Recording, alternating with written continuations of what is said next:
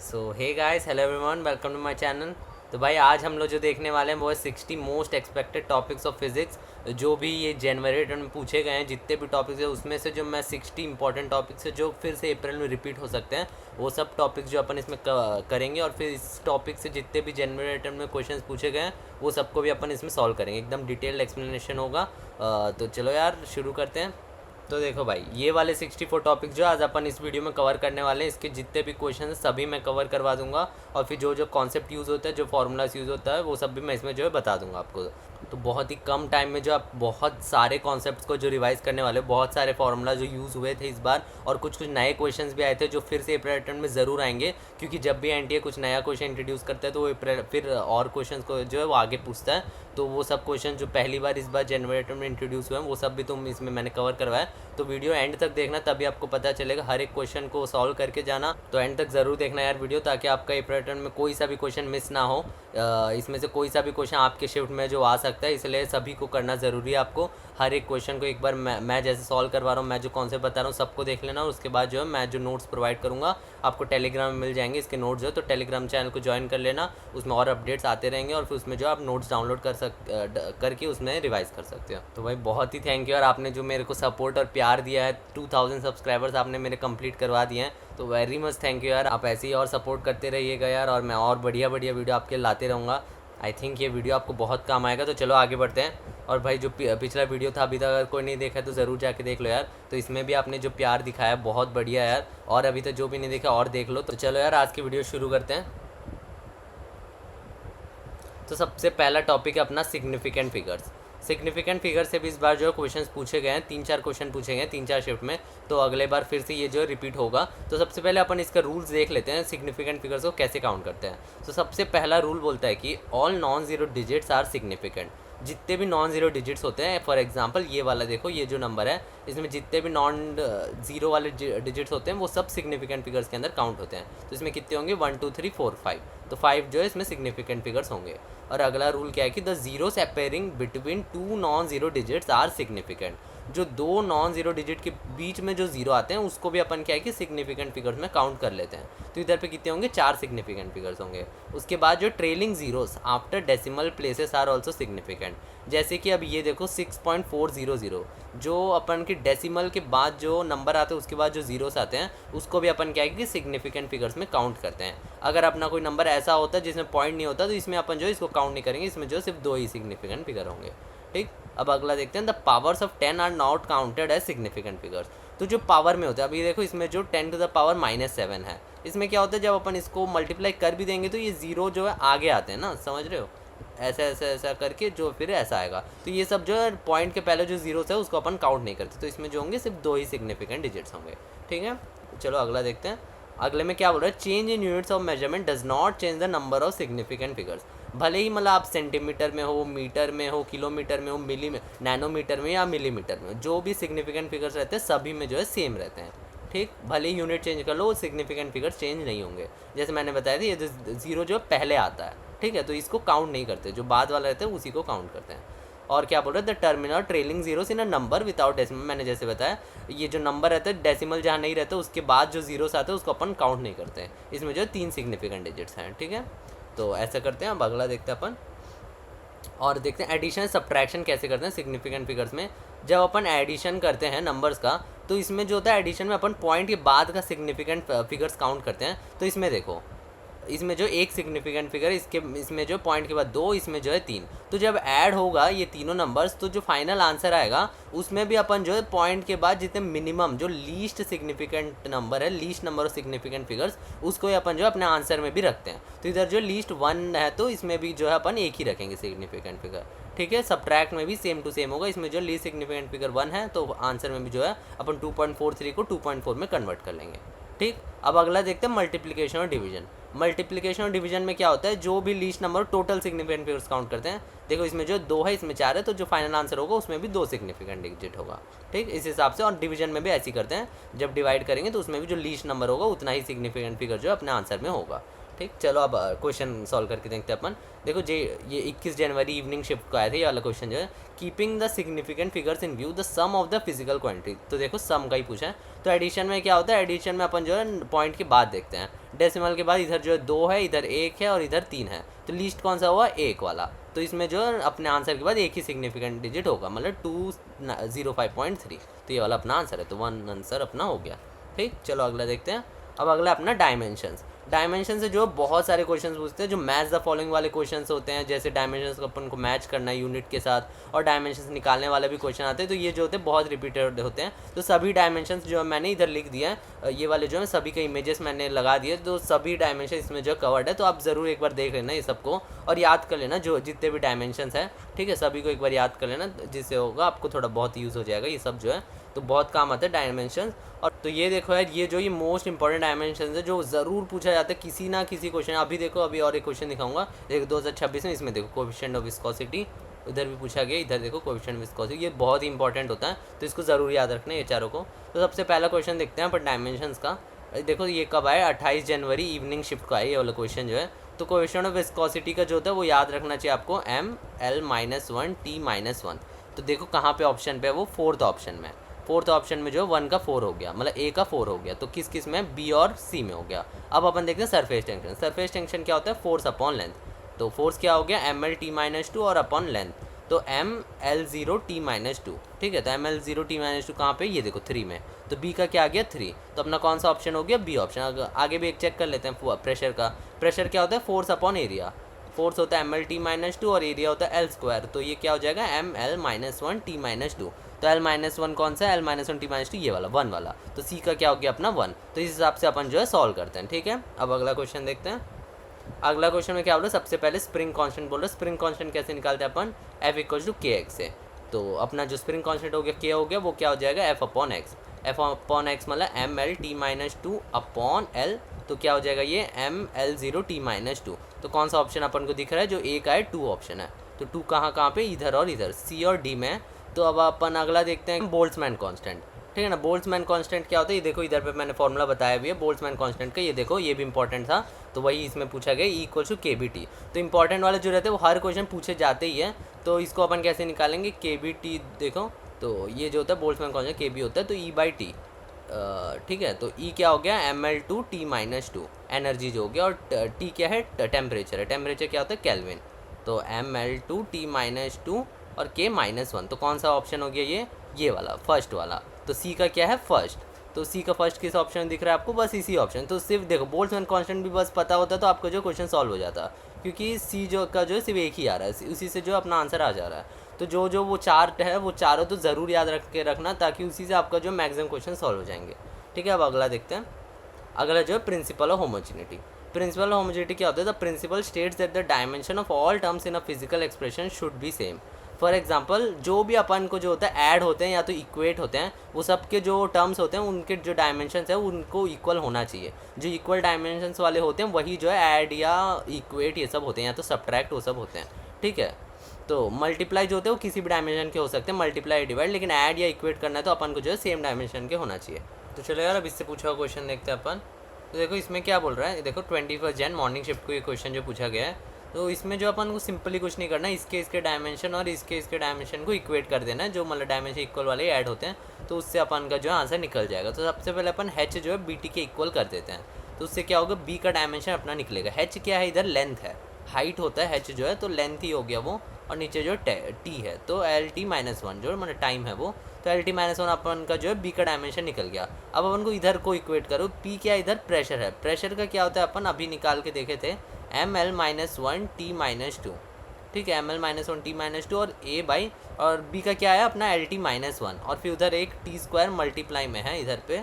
ठीक, इधर पे आ गया ML-1 T-2 और इंटू जो है LT=A। ठीक है ना, ये जो है T-1 T² मिलके LT1 हो गया, और फिर इधर जो ये मल्टीप्लाई हो गए। अब A का डायमेंशन क्या आ गया अपना MT-1, L जो है 0 हो गया। ठीक है, तो MT-1 किस ऑप्शन में, देखो ये वाले ऑप्शन में MT-1 दिख रहा है, और फिर ये वाले ऑप्शन में दिख रहा है। उसके बाद LT-1 किस में दिख रहा है, सिर्फ इसमें। तो अपना जो आंसर आ गया वो आ गया D ऑप्शन। ठीक, तो सिंपल क्वेश्चन था ये जो है। तो चलो अगला क्वेश्चन में पढ़ते हैं। तो भाई बहुत इजी रहता है यूनिट्स एंड डायमेंशन, तो ज़रूर जितने भी डायमेंशन सभी को याद कर लेना। तो बहुत ही मतलब हाई स्कोरिंग टॉपिक है जो यूनिट्स एंड डायमेंशन है। हर शिफ्ट में 2 क्वेश्चन जो दे के ही जाता है वो, तो इसलिए बहुत ही इंपॉर्टेंट चैप्टर है, इसको ज़रूर कर लेना। चलो आगे देखते हैं अपन। चलो यार अब अगला टॉपिक देखते हैं। अगला टॉपिक है एस्टैब्लिशिंग रिलेशन बिटवीन क्वांटिटीज़। तो ये कैसा टॉपिक है, एक बार क्वेश्चन देखते हैं अपन। तो क्वेश्चन में कैसा पूछा जाता है, ये देखो ball of radius R density rho drop through, मतलब ऐसा ऐसा करके एक रिलेशन अपन को दिया रहता है। तो इसमें जो होता है अपन को इसका अपन को डायमेंशन पता है, ये 5 का अपन को डायमेंशन पता रहता है, और जितना भी टर्म्स हो सभी का डायमेंशन पता होता है, लेकिन अपन को बस उसी से रिलेशन में ये जो है मतलब जो भी अपन के जो वेरिएबल्स या कॉन्स्टेंट्स है उसका वैल्यू जो है अपन को निकालना पड़ता है। तो उस कांस्टेंट को अपन वैल्यू निकाल के एक रिलेशन अपन बनाते हैं ये और ये सब टर्म्स में, और उस टर्म से अपन जो क्वेश्चन सॉल्व करते हैं। तो ऐसे ही क्वेश्चन अभी पूछे जाते हैं, तो बहुत इजी क्वेश्चन होता है। इसको कैसे सॉल्व करते हैं अपन देखते हैं पहले। उससे पहले एक एग्जांपल देख लेते हैं अपन। तो देखो एग्जांपल में क्या बोल रहे हैं, फ्रीक्वेंसी जो है ये फोर्स लेंथ और यूनिट लेंथ के डायरेक्टली प्रोपोर्शनल है। तो अपन इधर कांस्टेंट लगा लिए एक, तो डायरेक्टली प्रोपोर्शनल को हटाने के लिए अब अपन क्या करेंगे, चारों के डायमेंशन को लिख लेंगे। ठीक है, फ्रीक्वेंसी का जो डायमेंशन वो ये है m0 l0 t-1, ठीक। और देखो फोर्स का जो है ml-t-2, और फिर उसका जो है लेंथ का l है, और फिर और जो अल्फा है उसका है ml-1।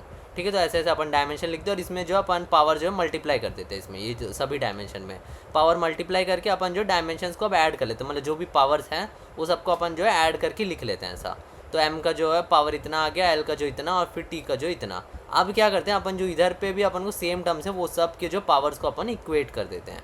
इक्वेट करके जब अपन सॉल्व करते हैं तो देखो 3 वेरिएबल और 3 इक्वेशन अपने पास, तो तीनों सॉल्व हो जाएंगे और अपना जो है वैल्यूज आ जाएगा। अब इस वैल्यूज़ को अपन स्टार्टिंग वाले इक्वेशन पुट करते हैं, और फिर अपन को जो वैल्यू अपन को मतलब इक्वेशन जो निकल जाता है। फिर इस इक्वेशन जो अपन जो भी ऑप्शन में दिया हुआ है सही आंसर उसको अपन जो है टिक कर देते हैं। ठीक है, जो भी ये वाला इक्वेशन जहाँ भी दिया होगा, तो सिंपल रहता है। अब चलो PYQ सॉल्व करके देखते हैं अपन। तो देखो इसमें क्या करेंगे अपन, तो इस क्वेश्चन में देखो अपन को जो है टी का डायमेंशन पता है क्या है, टाइम है, और डेंसिटी, और फिर ये जो विस्कस लिक्विड का भी डेंसिटी दोनों का अपन को डायमेंशन पता है क्या होता है ml-3, और फिर जो r है वो होता है लेंथ, तो लेंथ का अपन को जो है l हो गया, और कोफिशिएंट ऑफ विस्कोसिटी मैंने जैसे बोला था याद रखना है ml-1 t-1। तो ये सब का डायमेंशन पता है, अपन को बस इक्वेट करना है, और फिर अपन जो है इसका पावर्स अपन निकाल लेंगे। ठीक है, तो कैसे, चलो सॉल्व करके देखते हैं अपन। जो t है उसको t लिख लो, ठीक, और उसके बाद ये जो रो का ml-3, ठीक, a हो गया, और फिर इसका जो l b हो गया, और फिर कोएफिशिएंट ऑफ विस्कोसिटी क्या है ml-1 t-1 का c, और फिर जो है फिर ml-3 आएगा डेंसिटी, उसका जो है d आ गया। अब अपन क्या है कि इसके डायमेंशन की इक्वल करते हैं उसको, तो अपन इसको सॉल्व कर लेते हैं। m का कितने पावर आ गए, a + c + d, ठीक है m का, और l का क्या है -3a + b - c - 3d, और t का देख लो, t का क्या आ गया -c बस। ठीक है, अपन को क्या है कि सिर्फ इधर t है। अब अपन क्या करेंगे, इसको जो a + c + d को जो अपन 0 के इक्वेट कर देंगे, और फिर -3a + b - c - 3d को जो है वो भी अपन 0 के इक्वेट कर देंगे, और फिर -c जो है वो 1 के इक्वेट कर देंगे। तो अपना जो c का वैल्यू आ गया -1।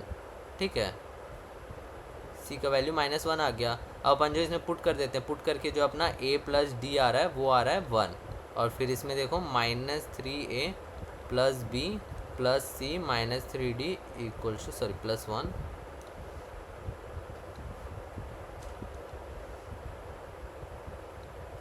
= 0 आ रहा है। तो इसमें देखो -3 कॉमन ले लो, उससे क्या हो गया, a + d आ गया प्लस b, और इधर जो है -1 के इक्वल है, तो a + d की जगह क्या लगा सकते हो, 1 लगा सकते हो तुम। ठीक है, तो b जो आ गया अपना, b क्या आ जाएगा इधर पे, इधर -3 जाएगा, -1 + 3, b जो है 2 आ गया अपना। ठीक, तो b का वैल्यू आ गया अपना 2। अब देखो अपन को जो चाहिए था वो था b + c / a + d। तो a + d कहाँ से बना सकते हैं अपन, तो ये वाला इक्वेशन देखो इधर पे जो a + c + d को 0 था, तो c का जब अपन इधर वैल्यू पुट करेंगे तो अपन का जो है a + d कितना आ जाएगा, वो आ जाएगा 1। तो a + d का वैल्यू तो आ गया अपना, देखो इधर पे आ भी गया, अपन निकाल भी चुके हैं। तो फिर अपन क्या कि सीधा लगा देंगे 2 - 1 1 हो गया, और a + d की जगह 1, तो अपना आंसर आ गया 1। ठीक, तो फाइनल आंसर अपना जो है 1 है। तो सिंपल क्वेश्चन था ये भी जो है, तो ऐसे ही क्वेश्चन जो पूछे जाते हैं। तो चलो अब अगला टॉपिक देखते हैं अपन। अब अगला टॉपिक है वर्नियर कैलिपर्स। तो बहुत इंपॉर्टेंट टॉपिक है, वर्नियर कैलिपर से बहुत सारे क्वेश्चन पूछे जाते हैं। एक क्वेश्चन मैंने इधर रखा है जो 24 जनवरी इवनिंग शिफ्ट में जो पूछा गया। तो चलो इसका सोल्यूशन देखते हैं अपन। तो सबसे पहले अपन क्या पूछ रहा है क्वेश्चन में, in a vernier calliper 50 vernier scale divisions are equal to 48 main scale divisions. If one main scale division equals to 0.05 mm, then the least count of the vernier calipers is dash mm. तो अपन को क्या बोल रहे हैं, one main scale division जो है अपन को 0.05 mm दिया है. ठीक है, वन मेन स्केल 0.05 दिया और 50 VHD जो है 48 MHD के इक्वल दिया है. तो अपन को वही कर दिया, अपन उसको इक्वल कर दिए और उसके बाद क्या किया अपन 1 VHD का वैल्यू निकाल दिया जो होगा 48/50 और MHD का वैल्यू अपन जो 0.05 उसको अपन पुट कर दिए. अब अपन क्या बोल रहे हैं, लीस्ट काउंट निकालने बोल रहे हैं. लीस्ट काउंट कैसे निकालते हैं अपन, MHD माइनस VHD से, मतलब one main scale division minus one year scale division. अब उसमें क्या किया अपन सीधा वैल्यूज पुट कर देंगे, जो अपन को वैल्यूज तो दिया हुआ है दोनों को पुट कर लेंगे तो अपना आंसर जो है इतना आ जाएगा. उसको जो अपन इधर फिल कर देंगे तो अपना फाइनल आंसर वही था. तो चलो यार अगला क्वेश्चन देखते हैं. तो देखो अगला क्वेश्चन जो है स्क्रू गेज का क्वेश्चन है. तो बहुत ही इंपॉर्टेंट टॉपिक है, ये भी बहुत सारे क्वेश्चन इससे जो रिपीट होते हैं. तो जो कॉन्सेप्ट है मैं इसी में समझा देता हूँ.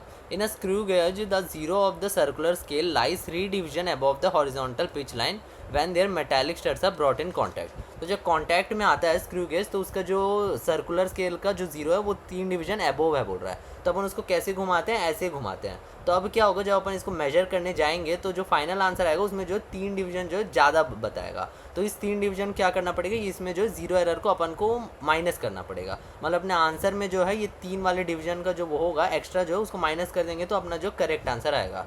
तो जीरो एरर कैसे निकालते हैं अपन, ये जो जितने डिवीजन दिए 3 इंटू जो है लीस्ट काउंट 0.01 दिया अपन को जो है क्वेश्चन में, तो उसको अपन को क्या माइनस करना पड़ेगा अपने फाइनल आंसर, तब जाके अपना जो सही आंसर आएगा. तो कैसे सॉल्व करके देखते हैं अपन. तो जीरो एरर अपन जो ये ऐसा निकल गया और अपन को देखो इधर दिया है if pitch scale reading is 1 millimetre. तो रीडिंग जो अपना 1 मिलीमीटर है और सर्कुलर स्केल रीडिंग जो है 51 है. तो उसको जो अपन लीस्ट काउंट से फिर मल्टीप्लाई कर देते हैं सर्कुलर स्केल रीडिंग को. तो 51 इंटू 0.01 और फिर अपन का जो जीरो एरर है उसको अपन माइनस कर दिए. माइनस करके अपन का जो फाइनल आंसर आ जाता है 1.54 मिलीमीटर. ठीक, तो ऐसे जो अपन ये स्क्रू गेज के क्वेश्चन को सॉल्व करते हैं. जो भी क्वेश्चन आएगा इसी कॉन्सेप्ट से जो है यूज़ मतलब जो है सॉल्व हो जाता है. ठीक, तो चलो अब अगला टॉपिक देखते हैं. अगला टॉपिक देखो वाटर ड्रॉप्स प्रॉब्लम. ये जो काइनेमेटिक्स का क्वेश्चन है. तो वाटर ड्रॉप्स प्रॉब्लम बहुत इंपॉर्टेंट होता है, हर साल पूछा जा रहा है आजकल. तो इस साल फिर से अप्रैल टर्म में ज़रूर पूछा जाएगा. तो बहुत सारे शिफ्ट में पूछा गया है वाटर ड्रॉप का प्रॉब्लम. तो चलो 28 जैन मॉर्निंग शिफ्ट का जो अपन क्वेश्चन देखते हैं. चलो देखते हैं इसका सोल्यूशन. तो इसमें क्वेश्चन में क्या बोल रहे हैं देखो, water drop falls from a tap on the floor 5 metre below. जो अपना इनका वाटर ड्रॉप है, ये देखो इधर एक टैप है वो जो 5 मीटर अबव है ना फ्लोर से, और अपन को जो वाटर ड्रॉप फॉल कर रहा है बोल रहा है the first drop strikes the floor when the 6th drop began to fall. तो क्या बोल रहा है अपन को, फर्स्ट ड्रॉप जो है वो अपन को फ्लोर को टच करता है जब अपना 6th ड्रॉप जो इधर से निकलना शुरू होने वाला है, मतलब निकलने वाला है. तो अपन को कितने नीचे ड्रॉप्स निकल गए, 5 ड्रॉप निकल गए अपने. ठीक है, और फिर और क्या बोल रहा है, height eight which the 4th drop will be from ground at the instant when first drop strikes the ground. तो अपन का जो 4th ड्रॉप कितने हाइट पे होगा ग्राउंड से, जब अपना जो फर्स्ट ड्रॉप जो ग्राउंड पे स्ट्राइक कर जाएगा, तो अपन को निकालना है. तो चलो कैसे सॉल्व करना देखते हैं अपन. तो उसके लिए अपन क्या करेंगे, अभी अपन ने क्या देखा कि 5 ड्रॉप जो है वो निकल चुके हैं. तो अपन का जो सबसे पहले ये वाला फर्स्ट ड्रॉप को जो नीचे तक जाने के लिए कितना टाइम लगेगा वो अपन कैलकुलेट करते हैं. तो अपन को जो डिस्टेंस टोटल हाइट की दी है 5. तो अपन ये वाला फॉर्मूला लगा देते हैं S = ½ AT². यू क्या होगा, फॉल हो रहा है करके यू तो 0 हो गया, तो यू टी वाला टर्म जो है 0 हो गया. अपन हाइट निकालते हैं. तो हाइट अपना 5 है =½ इंटू एक्सेलरेशन क्या हो गया अपन का जो ग्रेविटी है 10, तो इंटू T². अपना टी जो आगे इधर पे आ गया 1 सेकेंड. तो 1 सेकेंड में जो है 5 ड्रॉप अपने फॉल करना शुरू हो गए, मतलब 5 ड्रॉप जो निकल गए. मतलब 0.2 सेकेंड में, मतलब ये देखो 1 सेकेंड में जो है 5 ड्रॉप्स निकल गए. तो 0.2 सेकेंड में जो है एक ड्रॉप निकलेगा. तो इसका मतलब है हर 0.2 सेकेंड में एक ड्रॉप फॉल हो रहा है. तो पहला ड्रॉप निकलने के बाद जो अगला 0.2 सेकेंड में रहेगा उसमें सेकेंड ड्रॉप निकलेगा. उसके बाद जो 0.2 सेकेंड है, मतलब 0.4 सेकेंड्स में जो है फिर अपना थर्ड ड्रॉप निकलेगा. उसके बाद जो 0.6 सेकेंड में जो है अपना 4th ड्रॉप निकलेगा. तो 4th ड्रॉप जो है 0.6 सेकेंड में निकलेगा. तो उसके पास कितना टाइम बचेगा, 1 सेकेंड कंप्लीट होते तक 0.4 सेकेंड का जो वो ट्रैवल कर पाएगा. तो 0.4 सेकेंड में कितना ट्रैवल कर पाएगा अपन का उसको निकाल लेते हैं. तो वो कितना ट्रैवल करेगा, 0.8 मीटर. उसके 0.4 सेकेंड थे तो उसमें वो 0.8 मीटर ट्रैवल कर लिया. तो 0.8 मीटर ट्रैवल करने के बाद उसके पास कितना डिस्टेंस और बचा, जो मतलब हाइट कितना होगा उसका 5 - 0.8, वो कितना होता है 4.2 मीटर. तो उसका हाइट होगा 4.2 मीटर. कौन सा ऑप्शन, सी ऑप्शन अपना सही आंसर है. ठीक है, चलो अगला क्वेश्चन देखते हैं. अगला टॉपिक है अपना वेरिएबल एक्सेलरेशन. तो इससे जो अपन फॉर्मूलाज यूज़ होते हैं वो देखो. तो जो v होता है वो ds/dt के इक्वल होता है, या तो dx/dt के. जो x रहता है उसको अपन डिफरेंशिएट करते हैं, मतलब जो भी इक्वेशन रहेगा पोजीशन का, उससे अपना जो वेलोसिटी निकल जाता है। और एक्सेलरेशन निकालने के लिए उसके लिए क्या करते हैं अपन, dv/dt, जो भी वेलोसिटी का जो भी इक्वेशन जो भी है उसको अपन डिफरेंशिएट करेंगे तो एक्सेलरेशन निकल जाएगा। तो जब x से अपन को v निकालना होगा और v से जो a निकालना होगा तो अपन ऐसे डिफरेंशिएट करके निकाल लेंगे। लेकिन अपन को जो अगर a दिया रहा और उससे अपन को v निकालना और x निकालना, तो वो कैसे निकालेंगे? वो अपन करते हैं इंटीग्रेशन से। मतलब अपन को a जो dv/dt होता है ना, तो अपन क्या करेंगे, dv = a dt लिख देंगे और दोनों साइड जो इंटीग्रेशन कर देंगे। दोनों साइड इंटीग्रेशन करने से क्या हो गया, ये जो है v आ जाता है। अब इधर जो इक्वेशन अपन इंटीग्रेशन करके सॉल्व करते हैं तो v का वैल्यू आ जाता है। अब ऐसे ही जो है s भी निकाल सकते हैं, v जो होता है dx/dt होता है, तो dx क्या हो गया, v dt। ठीक है, अब दोनों साइड इंटीग्रेट कर देते हैं, इससे जो अपना x निकल जाता है। तो इस तरीके से जो अपन सॉल्व करते हैं किसी भी क्वेश्चन को। और एक फॉर्मूला याद रखना, ये जो a = v dv/ds, ये भी बहुत इंपॉर्टेंट फॉर्मूला, बहुत जगह पे यूज़ होता है। ठीक, तो चलो अब क्वेश्चन देखते हैं अपन जो इस साल पूछे गए हैं। तो चलो अब इस क्वेश्चन देखते हैं। ये जो है 20 जनवरी इवनिंग शिफ्ट को पूछा गया था। तो इसमें अपन को जो है 5 स्टेटमेंट दिए हैं ABCD, और ये 5 स्टेटमेंट को अपन को पढ़ के बताना है कि कौन सा सही है कौन सा गलत है, और जो ऑप्शन सही होंगे वो सबको अपन को टिक करना है। तो चलो सॉल्व करके देखते हैं। इधर जो अपना पोजीशन का जो है अपन को इक्वेशन दे दिया है, तो सबसे पहले अपन पोजीशन का इक्वेशन लिख लिया और फिर फर्स्ट पॉइंट देखते हैं। फर्स्ट में क्या बोल रहा है अपन को, फर्स्ट में बोल रहा था particle returns to it original position 0.866 unit later. तो अपन का जो पार्टिकल जाने के बाद जो ओरिजिनल पोजीशन पे रिटर्न कर रहा है 0.866 यूनिट के बाद, तो क्या सही है ये? तो अपन सॉल्व करके देखते हैं। तो ओरिजिनल पोजीशन पे रिटर्न करना मतलब क्या होगा, अपन जो एक्स को जो 0 पुट कर देंगे। पोजीशन को 0 पुट कर देने से जो अपना टाइम निकल जाएगा, उस हिसाब से अपन को जो पता चल जाएगा। तो अपन जब सॉल्व करेंगे इसको तो अपना जो एक t 0 आएगा और एक t 0.866। तो इससे क्या पता चल रहा है, जो 0 सेकंड पे था वो ओरिजिन पे था और फिर 0.866 सेकंड पे जो फिर से वो ओरिजिन पे आ गया। तो वो जो फर्स्ट ऑप्शन बोल रहा है वो सही बोल रहा है, फर्स्ट स्टेटमेंट जो है। अब अगला स्टेटमेंट क्या बोल रहा था, particle is 1 unit away from origin at its turning point. इससे जो वेलोसिटी यूज़ होगा इसमें, तो अगला अपन देखते हैं उसको। और फिर और एक क्या बोल रहा था, the acceleration of particle is non negative. इसके लिए अपन क्या करेंगे, ये देखो v अपन कैसे निकालेंगे, इसको डिफ्रेंशिएट करके। तो ये डिफरेंशिएट करने से क्या होगा, ये जो 12t² - 3 हो जाएगा। इससे v निकल गया। अब अपन इसे a निकाल लेते हैं। a कैसे निकलेगा, फिर से इसको डिफरेंशिएट कर दो तो ये क्या होगा 24t। अब अपन को क्या बोल रहा है कि acceleration of the particle non negative पूछ रहा है। तो हाँ, नॉन नेगेटिव ही होगा। क्यों बताओ, क्योंकि टाइम तो ऑलवेज पॉजिटिव होता है। तो टाइम पॉजिटिव हुआ मतलब जो एक्सेलरेशन वो भी हमेशा पॉजिटिव होगा, तो नॉन नेगेटिव। तो अपना जो थर्ड ऑप्शन स्टेटमेंट है वो भी सही है। अब सेकंड स्टेटमेंट क्या बोल रहा था, वेलोसिटी में पूछ रहा था, the particle is 1 unit away from origin at its turning point. तो अपन का वेलोसिटी टर्निंग पॉइंट में क्या होता है, v जो होता है वो 0 हो जाता है। तो इसमें 0 पुट कर दो, 0 पुट करके टाइम निकालो 1/2 सेकंड। अब इस 1/2 सेकंड में जो इसका पोजीशन चेक कर लो। पोजीशन जब चेक करोगे तो -1 मीटर आएगा।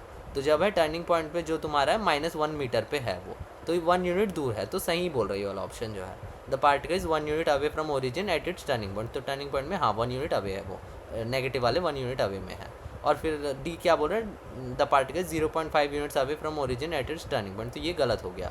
अपन का जो ABC सही आ गया, तो इसी से अपना जो आंसर निकल गया बी ऑप्शन। फिर भी अपन जो है ई देख लेते हैं। ई क्या बोल रहा है, particle never turns back as acceleration non negative.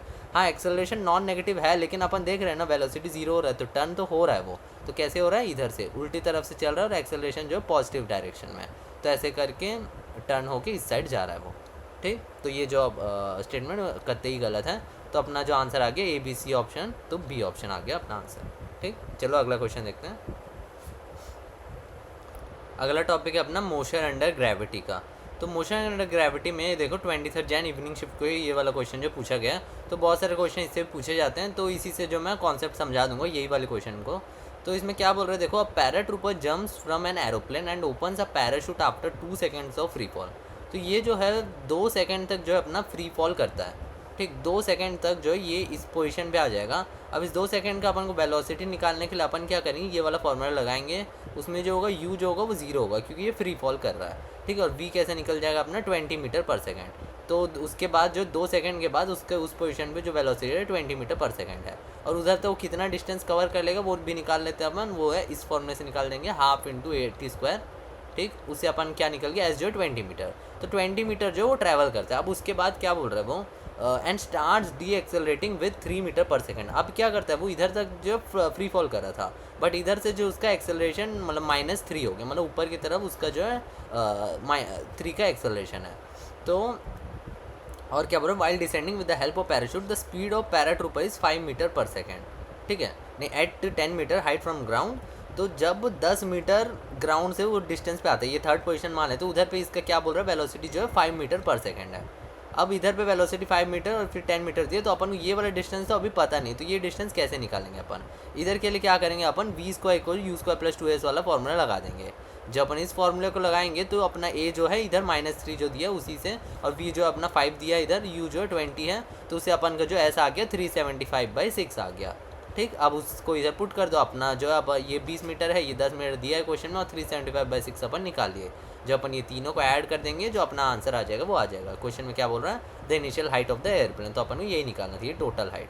तो टोटल हाइट जो है ये 92.5 मीटर आ जाएगा जब अपन ऐड कर देंगे। ठीक, तो चलो नेक्स्ट क्वेश्चन देखते हैं।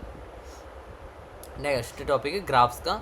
तो ये देखो 24 जनवरी इवनिंग शिफ्ट में जो है क्वेश्चन पूछा गया था। इसमें क्या बोल रहे थे, velocity distance graph is shown figure which graph represents acceleration versus distance variation of the system. देखो वेलोसिटी वर्सेस डिस्टेंस का मतलब एक्स का ग्राफ दिया, वी वर्सेस एक्स का ग्राफ, उसको अपन को ए वर्सेस एक्स में ग्राफ में कन्वर्ट करना है। तो ये वाला जो मैं आपको बताया था, ए इक्वल्स टू बी dv/dx जो होता है, इस हिसाब से अपन लिख सकते हैं ए को। तो अपन इधर क्या करेंगे, ये देखो v को जो अपन -x प्लस v0 मानेंगे। कैसे बताओ, क्योंकि इधर जो है देखो स्लोप जो है वो नेगेटिव है, तो v क्या आ गया, ये देखो v जो है इधर पे y एक्सिस मतलब y equal mx plus c का अपन वो लिखते हैं इक्वेशन।